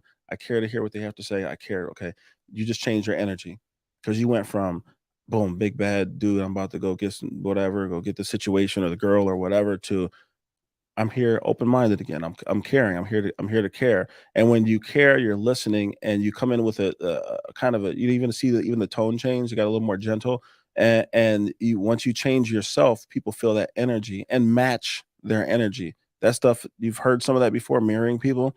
That don't blow over that stuff. That stuff is real, because if you're a person that's like this, and you got some people like this, and they want to walk around, they talk like this all the time. And if they talk to you like this, and if you come to them, if you talk to them like this, and they're not that kind of person, well, you're going to kind of freak them out. They're going to be like, what's going on with your head? But you're like, hey, this is how I really think. But if you got a person that, like, say, if you're down south and you happen to be in Texas, well, they want you to breathe in between when you talk. Because if you're just one of them fast talking people, you need to slow down, and you need to match that person's energy. Because if you don't fit. So my question is this for you: like, you build a connection with a homeowner, with a random customer. Mm-hmm. What do you do, and why do we lose them, and how do we win them back? You shared few scenarios where very common in storm chasing industry. You sold them on you first, Mm-hmm. you got them a deal, and then they shopping you after. Does it mean that you never sold them in the first place? Does it mean that you never actually build a connection, or like, you know what I mean? Like Sometimes you didn't close it off right. Sometimes you just didn't close it off right, or sometimes how you, can you bring them back? Can you close? Because it's much harder, almost impossible to do it again. Contractors want to fight over it all the time. Like, I did all the work. I did. You can't do that to me, and they yeah, start crying. make sure it's you have to have it happen first. You have to be hurt to know. Yeah, You gotta it hurts. yeah, you gotta get hurt first, and then you think about I'll think about when I walk away. Okay, well, let's take door to door. So from when you leave one door, you go to the next. What are you thinking about in between that last house when you're closing, or you're going to the next door or appointment? I play back in my head. One thing that might be good for people too, pull out your phone and put on your little voice recorder thing, and put in your pocket. Let it hang out your little pocket a little bit, or hold it in your hand and record yourself. And then when you get bored, go back and then delete it if it was not, if you didn't find any value there. If you lost a customer, go back and listen to where you lost them. Did I say something? Was I talking when they were talking? Did they ask me a question like I didn't answer it? Like I didn't answer Tim's question about when's he getting his song yet, because the subject in life changes. You'll get your song soon. It's winter time. Let's go, man. By the way, we're good. That's brutal. I'm telling you right now. Listening to yourself is brutal. Yeah. Like, my 7-year-old daughter was doing something the other day. She did not know I'm recording her, but I did. Mhm. And she told, like, and then I start playing it, and she's like, I hate my voice. And she always leaves the room. Like, this is how I felt. When you started recording yourself, audio or video or both, I'm telling you right now, you will be surprised how bad you are at what you do, Man, because you think you're way better than you are because you don't see man. yourself from the side. Yes. And if you want to see what kind of manager you are, record your sales meeting, secretly record it. Like, don't use it against your Yeah. employees and stuff, but have a sales meeting or whatever, like company meeting, record the meeting, record you talk, and then rewatch it. When I first time did it, I hated myself. I'm like, why people even work for me? Like, I'm not good at it. Like, but I thought I'm decent, but Yeah. we're not. We're No. way worse than we think we are. Yeah, you have yeah, that's a really good gem is to record yourself because with me, I talk fast, my brain moves so fast, and I related to like listening to Elon Musk one time, and he was talking about how his brain. I'm like Elon and Kanye. That's how my brain's all over the place. I'm always thinking about a million things, and sometimes that comes out through my voice, and I'm like, oh shit, I need to slow down. I need to breathe, Hmm. or people that cut people off. Think about what you don't like when somebody talks to you. Think about you. Oh, that person always cuts me off. You'll never tell them. Well, your customers the same way because they don't even know you. They just met you, so they're Exactly. just going to smile. Especially Minnesota, they're going to just smile and they're going to wait for you to leave, and then they're going to say, you know, I love it when it's the best with the salespeople. Salespeople, you are so delusional most of the time when you don't sell.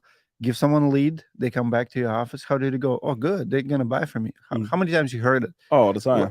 Where's the It went really well. yeah, They're gonna go with me. They just need to think about it a little bit yeah, yeah, more. yeah. Until they don't. I noticed there was a different sign in your yard. What happened? You're thinking about it with them too. Yeah, okay. So yeah, the recording yourself is good. Talking to people, listening to people, closing it off good. It's nothing wrong with asking people, hey, is there something I forget? Ask the person, is there something I didn't cover? What and make the assumption that they still have questions because they're not going to tell you. Say, what questions do you have?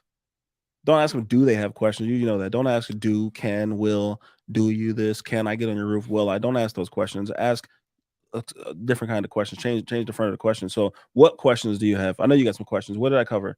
What do you kind of don't understand? Oh, okay. Well, if you don't, just text it to me. But Call me. then, no matter what you did, let's say you lost a deal. What do you do? I've lost deals before. I've went back, and it depends on what mood I'm in. Well, I sometimes I'll get out and I'll go knock on the person's door. I say, hey, and I make sure I got a big smile. I don't want them to feel intimidated. And I'll say, hey, well, oh, you want somebody else? Oh, I know those guys. That's pretty cool. All right. Well, let me just ask you for my training. This is my own for my training purposes. What was it about them? What did they say? I mean, what was it me? That's I talk fast, don't I? Or what was it? What was the difference? I will straight up ask them, guys, don't be afraid to ask the question because you might get the answer. And if you get the answer once, well, then you can change that about yourself. Hmm. Oh, you went with the other person because they pulled out a freaking picture book. You know how many pictures I got? I didn't know you were interested in pictures. I thought I don't care about that. I didn't know you cared about that. And or they went with them for certain. What if it's a price? If it's a price, well, then let's talk about it. Is price what you're going to base your decision off? I'll ask them, say, well, what did you finally base your decision off of? Because you talked to three or a few guys. So if I win the deal, I'll ask them why. Well, what was it that you like about me? What did I say? That was, I'm not the first guy you talked to, am I? No. Okay, cool. Well, why me? Excuse me. And I ask them why me. And then if it comes down to price, and if I lost them or won, I will still ask them, what did you base your decision off of? If you base your decision off of price, it's all price for you? Okay, well, it's all price for you. I can help you with the price. I mean, if it came down to the price, but let me show you where there's some other value. I use stories a lot. I love to talk to people. I slick use stories as objection blocking, and I do it so naturally half the time I don't even notice I'm doing it because I'm so programmed to just tell stories. If I think somebody's going to do something to me, I tell them a story without being really obvious, but I tell them slick stories about when I happened before or how I overcame that or how the other person made the mistake of going by price and how, oh man, da da da. I was like, oh yeah, I just fixed the roof like that, man. Yeah, they went with somebody else because they got a cheaper price, but now they're doing this and my customers get this and I'll pull them out. What I've started to do now, I've printed out before and afters instead of before and after pictures. I print off before and after supplementing because I don't think anybody gives a shit what color your roof is before. It was brown, now it's black. Who cares? Nobody gives a shit. That's your ego. I want to look at my house. I got this. Nobody cares. People care about the story. I like it. If I'm going to show a house, I'm going to tell the story. Well, here's this house. Yeah, okay, cool. I got a big mansion, whatever. Cool, great. Here's the story. This guy went with another company. He had a problem here and he had a financial problem because the truth at the end of the day, nobody get, I get real, the more frustrated I get, the more blunt I get. And I'll tell people, yeah, I'm the owner. Nobody gives, I don't give a shit about shingles. I don't give a shit about the shingles, the ceiling. I got somebody for that. I care about money. You care about money. Let's talk about your financial situation. Here's how I'm going to solve. You have a financial problem and I'm going to solve your financial problem through the means of construction. So because you're gonna have to pay for this either way, right? So if you I was dealing with this townhome place and they have what they call a kitty, which is like their reserve, right? And they're like, so we have this money in reserve, we're gonna do this. Okay, well, what's the reserve for? The reserve for the roof? Okay, so you're roofing together is all about $300,000, $400,000, right? How much you guys got? You got about half that? Okay, cool. Well, how long did it take you to get that? I went through the same situation with a church. You got the church fund, and then so well, how long did it take you to get that money? Okay, well, if you spend that money, if you if I were to allow you to spend that money on something else, how much value would that be to you? I'm sure you got other things to spend money on, right? Okay, cool. Well, then allow me to help you get the money for your roof. Let me show you why your insurance company is actually adverse your interest. Not saying they're bad, not saying they don't give a shit. If it's broken, it's obvious, they'll fix it. But proof of burden is on the policyholder. You have to prove it. Do you know how to prove some of these things? That's why I stopped showing pictures because pictures to me is just it's just ego. So I have a I mean like a sales pitch book now, and as soon as I open it up, first thing is the logo. Second thing is all the logos they care about. Angie's List, fucking Better Business Bureau, whatever. So I got the little logos, and I don't even talk about it. I just blow past it because I know they're looking. So I just here's my picture, boom. You see the pictures there. You're comfortable. Go look it up. I'm on these websites. Got the great ratings, whatever. And then I go here. I go. This is this book is based off my personality. I don't. I got pictures in here. They're in the back. What if we don't get to it? No big deal. Let's talk about the money. I'm going straight to the money. Here's my before and after. You want to see my before and after pictures? This claim was 5,000. When I got done, it was 45,000. Oh, this one he got rejected by his insurance company. I tell scenarios because I'm gonna hit. I'm just poking them. Does that hurt? Did that hurt? Oh, right there. There's your soft spot. Oh, okay. So yeah, you're going to get approved. Yeah, because they know. Oh, my insurance company's going to take care of me. Yeah, okay, believe that. Right. And then so I go. You might still get your roof approved if I'm not here. It's going to happen. Especially if it's like call it a 2-inch hail zone, whatever. They're gonna pay for your roof. But here, let me show you this claim. Here's what happened. They got I met this guy. I knocked on his door because I seen the windows from the street, and he opens the door. He goes, "Oh, you're here for the hail, right?" I go, "Yeah, what's up?" I go, "Did you already talk to somebody?" He goes, "Yeah." He goes, "We're already good." I go, "Yeah." I'm just curious, what'd you get? He goes, "Oh yeah, we got an all new roof." I go, "Oh, well, that's good. That's pretty good." I go, "What insurance company you got?" "Oh, we got State Farm." I go, "Okay, cool. Look at this roof." I go, so you should have got for the roof, you should have got somewhere between, I don't know, 15, 20,000, something like that. He goes, "Yeah, right around there." I go, "Cool." I go, "What else did you get?" He goes, "Oh, we got all the metals, all the metals around thing, all the way around." And he's so proud that everything was already taken care of. I go, "Okay, cool." I go, "What else did you get?" He goes, "The whole roof and all the metal." I go, "Man, that's good." I go, "Well, my customers usually get more." I'm stopping here because I noticed something on your house from the street that was worth me talking about, and you still didn't say it yet. And he goes, Well, we already got a contract with somebody." I go, "When'd you sign it?" "Oh, we just signed it yesterday." A little gleam came, ting. Yesterday. Great. So well, that happens all So the you're one time. of those guys who go Oh, after someone else? if I'm there, if there's a need, if there's a need, I'm here to satisfy the need. So I go, I will Will you knock at the door if you see yard sign? typically no. There's two companies that annoy me that I have personally annoy me. I will knock their doors because of personal stuff. But like most people, I know a lot of people. Why do they know you? It was one company. This was years ago. We were slower, and they were in a different state, and so you wore their shirts and sold some deals just to patch a little area. It was early spring. We didn't get hit yet, and Iowa got hit with a big storm. So I just happened to come across them, and I was like, "Listen, I just want to go sell some quick deals. I'll go do 10, 20 deals, throw them in real quick, whatever. I'll help you out. You keep the past customers, whatever. I'm just making some quick money." But cool. And then they lied to me about the areas because I was in an area. They're like, "No, it's not over there." And next thing you know, I circle came back. They got the whole street. I'm like, so they lied. I caught them in like two or So three now different. you're knocking at their doors. I gave them two or three different times they lied. And then years later, I was back in South Minnesota and I seen them and I was inside an insurance agent's office and I was so cool with this agent. Like he literally allowed me to set up shop in his office, which was abnormal. And I don't even know he was supposed to do that, but he let me. And then so one of his guys came in there to sell and he got awkward. Like the guy came in there to sell the insurance agent. I'm in there printing off on the printer. I'm like, oh, what's up, man? He was like, "What?" I was like, "No, it's all good, man. You're doing the right thing. Don't feel weird. It's enough for everybody." And I was like, "Go ahead, go practice." you know. So then, but I told him, I was like, "Yeah, I know your owners. I know those guys back in the day. You know." And I didn't say nothing bad about him because I kept it to myself. I shook his hand, gave him confidence. Man, you're doing the right thing. You just a little bit late, player. I already got the Wi-Fi password. You trying to get the name? I'm logged in right now to the Wi-Fi. So I helped I gave the guy some pointers. So I got a list from my insurance agent of houses to go get. I went to these houses, and then one of the houses I came to already had a yard sign in it from this other company, the same company. And I was like, dilemma, right? So my attitude 100% was, I'm gonna go knock this door so that I'm satisfying the agent who told me what to do. But I'm going to tell the guy, I'm not going to say, I'm going to leave my sales hat in the car. Went and knocked to the guy, said, "Hey, how you doing? Your agent told me to come check it out, help you guys out. You guys have some damage, blah, blah, blah, blah. But I see you got a yard sign in the guy already in the yard. So you guys are probably already good or whatever. So I just want to come and show face. Did you have any other questions? If you're with those guys, good. I got enough business. I'm good." He goes, well, hold on. Well, if my agent sent you, could you just take another look?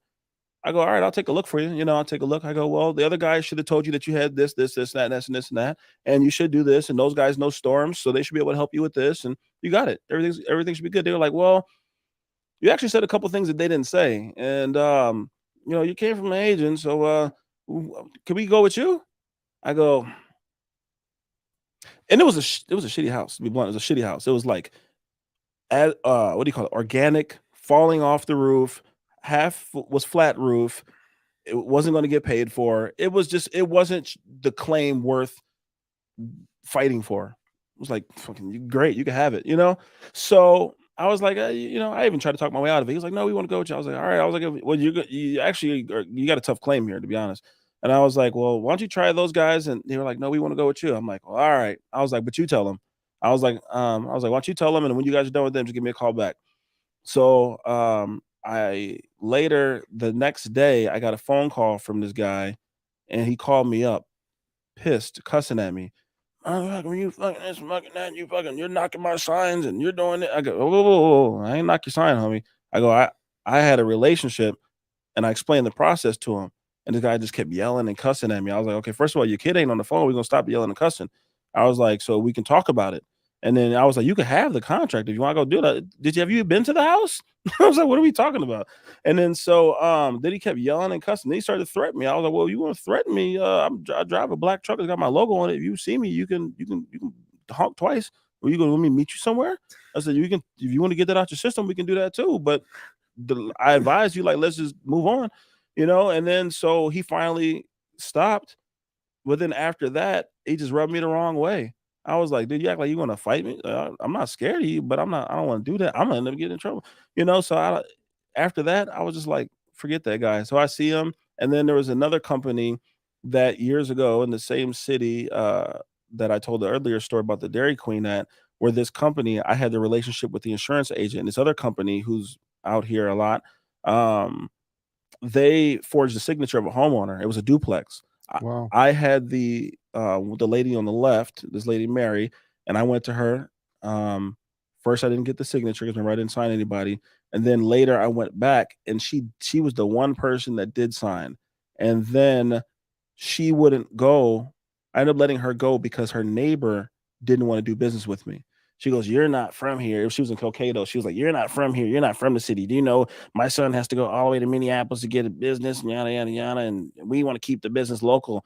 I go, "Okay, well, where's your mortgage?" And I started asking her all these questions, right? I go, "Yeah." I go, "Well, what if people in Minneapolis said he has to come all the way here?" So long story short, she was the kind of lady you just wanted to leave alone. But I did suggest to the homeowner left. I said, there's no defining roof line between your houses. There's about 60 squares altogether. The common area was a one open slope. I go, it's gonna look stupid. I go, unless she picks the exact same shingle and we shingle in the exact. I go, just it's better to use you guys just use one contractor because if there's a leak, who did it? You know. So I go, you know what? I don't want you to feel pressure. She's an old lady. I really cater to like seniors. Like you lived your life, no stress. I don't want to stress any senior. You know. So I was like, you know what, Mary, Miss Mary, I took her check. I ripped it up. Here's your check. You know, cancellation. We're done. You got any questions? You can always call me. Boom. Gracefully bowed out. Let the other guy have it. Right. 2 years later, I got a phone call from the agent. He calls me. He goes, "Hey, Mike. Hey, what's up, man? How you doing?" I go, "What you got? Another customer?" He goes, "No, you remember that lady, Mary?" I go, "Yeah." He goes, "Do you have her signature?" I go, "Why? What happened?" He tells me that this other contractor told her that she signed a contract and she didn't remember doing it. I go, "Well, you're an agent. Don't you have her signature?" He goes, "Yeah, but I just want to see if you have it." And I was like, "All right, let me check." It was in my CRM. I scanned it. So I printed it. I emailed it to him. That's why you have CRM. Yeah, data. Keep that data, baby. Mhm. And then so older ladies, they do cursive. They had penmanship class in high school. So they have really pretty Oh, handwriting and they write every letter. If you're born today in the last 20 years, my name is Mike M. Scribble. You know, seniors, you can read every letter. It's cursive. She had cursive. The signature that he had on the contract was M. Scribble. And I was like, oh shit. So I told the guy, I was like, and I was what like, did they do? they forged a signature for her and they forced her to go with him and she went with him. And I was like, man, I don't like that shit because that's what gave it. This is the same city where the guy didn't even want to do business with me because a guy came in and did the contracts. And then here he goes after me. He's actually got another problem with the contractor forge a signature. So I was like, well, here's what you can do. Um, I said, well, you can. At first, I didn't want to go all out and I didn't want to help like get the owner in trouble because you could have a bad hire. You could have what's your company? Storm group. Storm Group. You could have hired Ryan, the Mm, Ryan guy, and Ryan could have did some shady shit and you didn't know because he's got all this stuff in the Manila folder. And then the mm. company's like, they see the logo and they go, Storm Groups, no, bad reviews. You're like, I don't even know. I don't agree. I don't like it either. Tell me about it so I can fix it, you know? Uh-huh. So I tell the guy, I try to downplay it because he wanted to go like Channel 9 news and helicopters and he was ready to go all in. I was like, well, why don't you talk to the owner? I was like, matter of fact, I know how to get a hold of the owner. And I reached out to the owner and I remember I went on one of these groups, these Facebook groups, and I mentioned it, but I didn't say the name. People kept wanting me to say the name. So finally I said it without saying it. And I was like, well, their logos like this and their letters, and then so somebody was like, boom. And then the owner came in and started hitting me up and threatening me. I'm like, bro, you just messed up. I'm like, you can't tell what kind of guy I am. You can talk to me. I'm like, all you had to do was relate and say, man, isn't that messed up? I was like, yeah, that's messed up. Now we would have been buddies. And I would have been like, well, here, I know the guy. Let me help so your company doesn't get destroyed. But instead, he wanted to act stupid and get tough. I'm like, I can do that too. I'm like, but you just lost the opportunity to be like To to make make it things up. right. Yeah. So we had so I had that opportunity and or that situation, and uh, I think they ended up going to the what do you call it, the Department of Labor Industry and whatever. So I don't know what if they got in trouble. That's like the darkest side of the industry. Forge contracts, forge signatures, forged mortgage checks. Forged signature. I called you earlier. Remember this year? I dealt with that too. I had a I almost it got to the point where I was gonna come on here and air the guy out, but I was like, nah. He had to pay. Do it. Do it. Yo, Drop it. so this guy, I had it a church. It was a $300,000 deal, right? And I call in the public adjuster that I knew from around the way. He's down in Texas, and I mean, he's the names in public already. Anyway, it's he's on the internet, and then so see, I just don't like to do it. And then so when so this guy, he's all over the place, but he took millions of dollars from customers and forged signatures. And I have a guy who's a friend and a mentor of mine, Dev, who's over in the Philippines right now, um, and he did it to him. And I met the public adjuster through Dev, and I'm like, you did it to him? Like, oh, you really ain't shit, you know? Wow. So in this case, I gave him 3 deals. They were all large loss, and the guy forged the signature on the church check and wouldn't communicate with me. I'm like, okay, if you got problems behind it. We just got done talking about financial problems. Yo, I understand, but you got to communicate. If you don't communicate, nah, you look funny. So this guy forged a signature because I called the church. The church is calling me, and this is like small town Minnesota. Like I'm talking Ned Flanders, like zippity doodah, zippity day, like like the whitest of whitest small town Minnesota churches that like why them?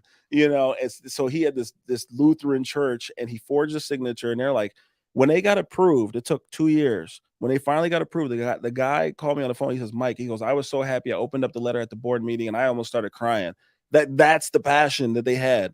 And that's the help that we do for people. So because otherwise that church would have had to pay for this roof out of pocket. Why did he forge the signature? Because he steal the wanted money. he wanted the money. He took his fee and he actually took 15%, which is another thing.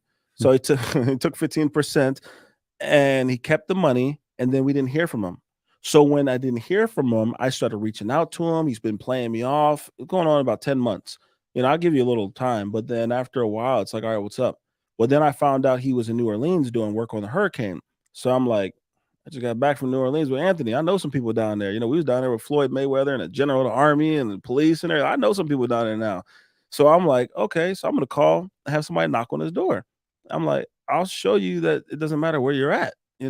So I called somebody while I'm working this out to go have somebody knock on his door because I just figured out where he was. And it's not hard. You register a company, it's registered with the state. You just do your homework. I figured out who was working with him, and I had a personal relationship with somebody. Coincidentally, I knew who he was working with, and I called up one of the people, and I'm like, "Hey, what's up? Oh, you working with Drew?" And then so I'm like, "Yo, you working with Drew?" They're like, "Yeah." And then they're like, "Yeah." I'm like, "Hey, do me a favor." I'm like, "Don't turn in no more deals."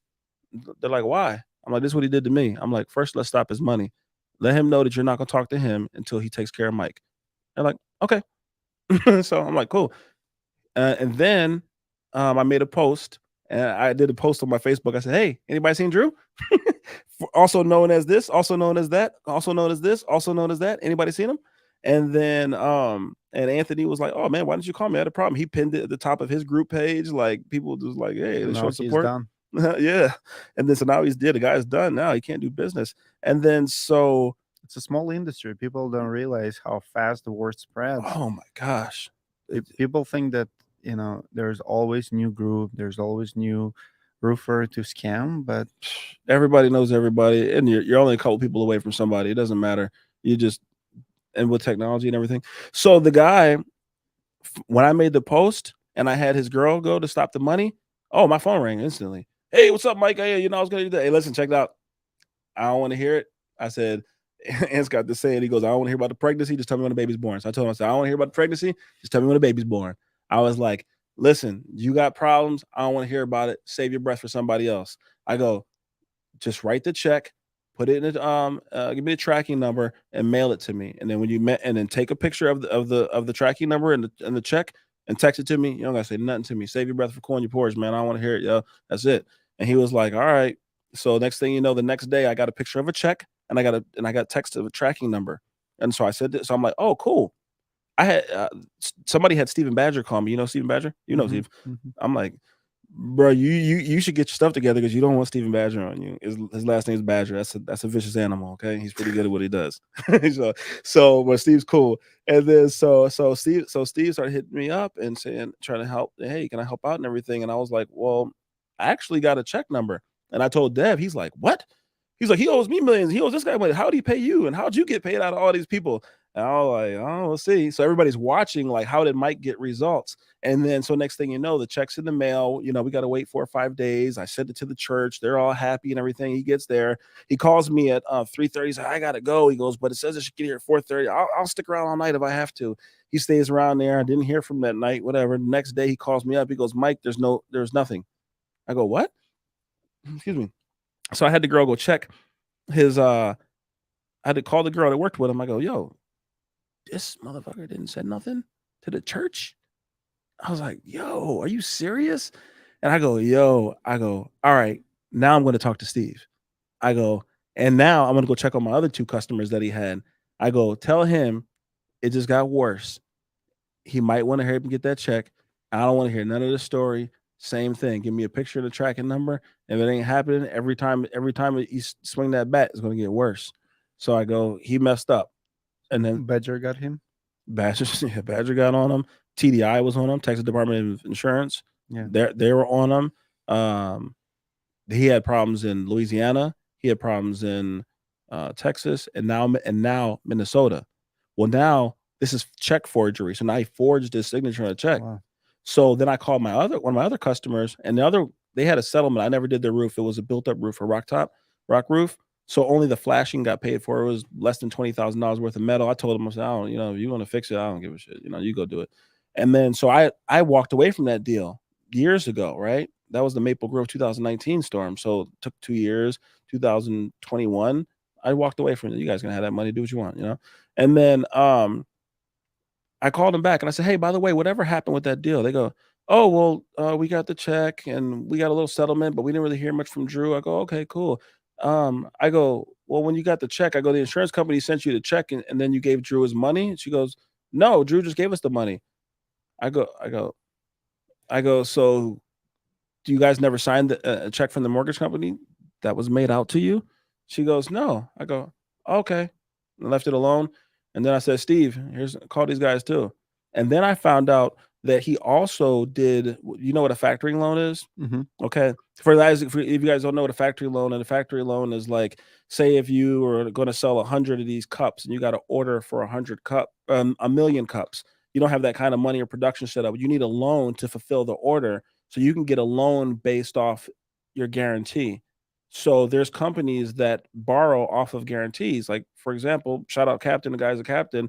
They do that where if you need money, you can get a loan essentially based off your insurance claim. Receivables, yeah. Receivables. So he did this as a public adjuster. He took a loan from some company in New York off the church's future commissions on top of keeping the money. Wow. And he was flying back and forth between another country, Belize or whatever. So I'm like, shady. So, oh man, he was super shady, Slim Shady in the making over there. Who's the real Slim Shady? Please stand up. And then he did all that stuff, and then he's done now. Like now I guess he's finally done. I think he's done. He drug his son into it too, and I don't know, man, bro. If you watch it, man, if you had stuff going on, you should have just talked to your friends, and you should have did something, because when you start crossing your friends, who do you got? Because you lost your support system. Because back to what Nikki said, the sales reps, right? We're the reps to the people. If you dog us, I got to talk to this guy. You're forcing my hand to go like this and point at you. I could have tried to soothe it, buy you a little time if it was a legit situation. But when you're not talking to us, you're not giving money, you're forging checks, bro. Come on, man. And then so he finally sent the check, and I got the church their money, and we're moving forward. The only problem is that he still took his 15% fee. Badger said that he should have forfeited that. So I got to work with the church right now to get his to forfeit his fee. This slick motherfucker, you know what he tried to do?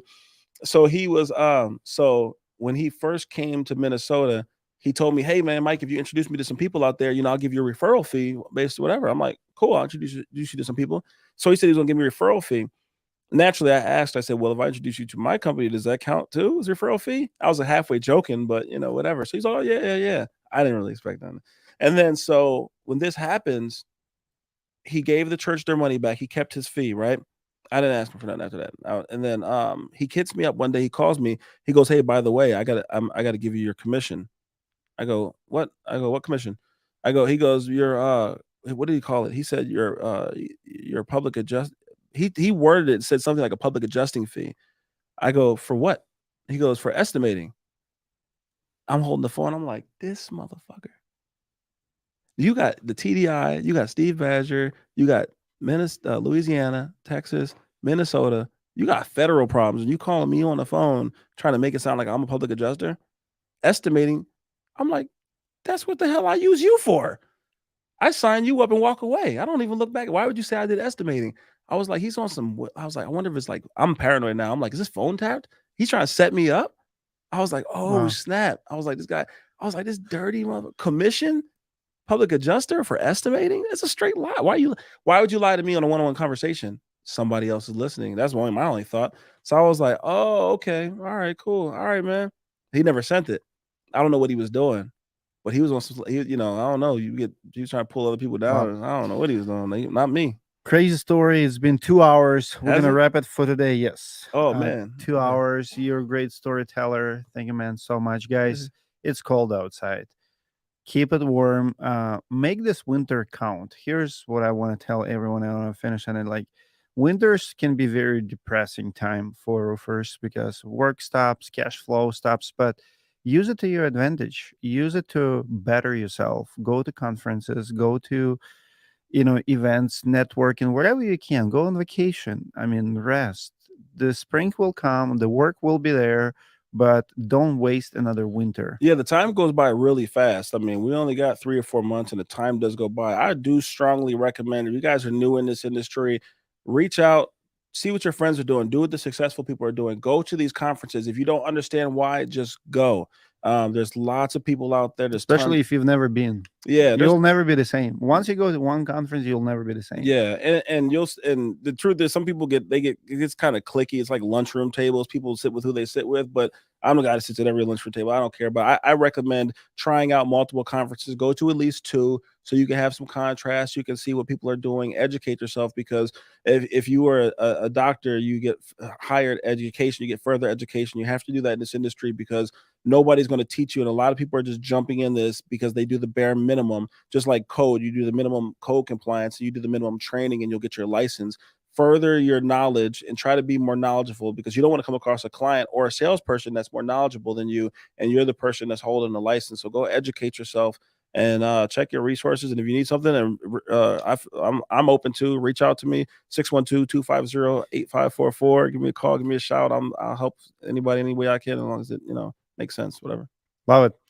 Thank you, Black Mike Holmes. I'll see you guys in the next Russian episode. Dmitry. All right, thanks.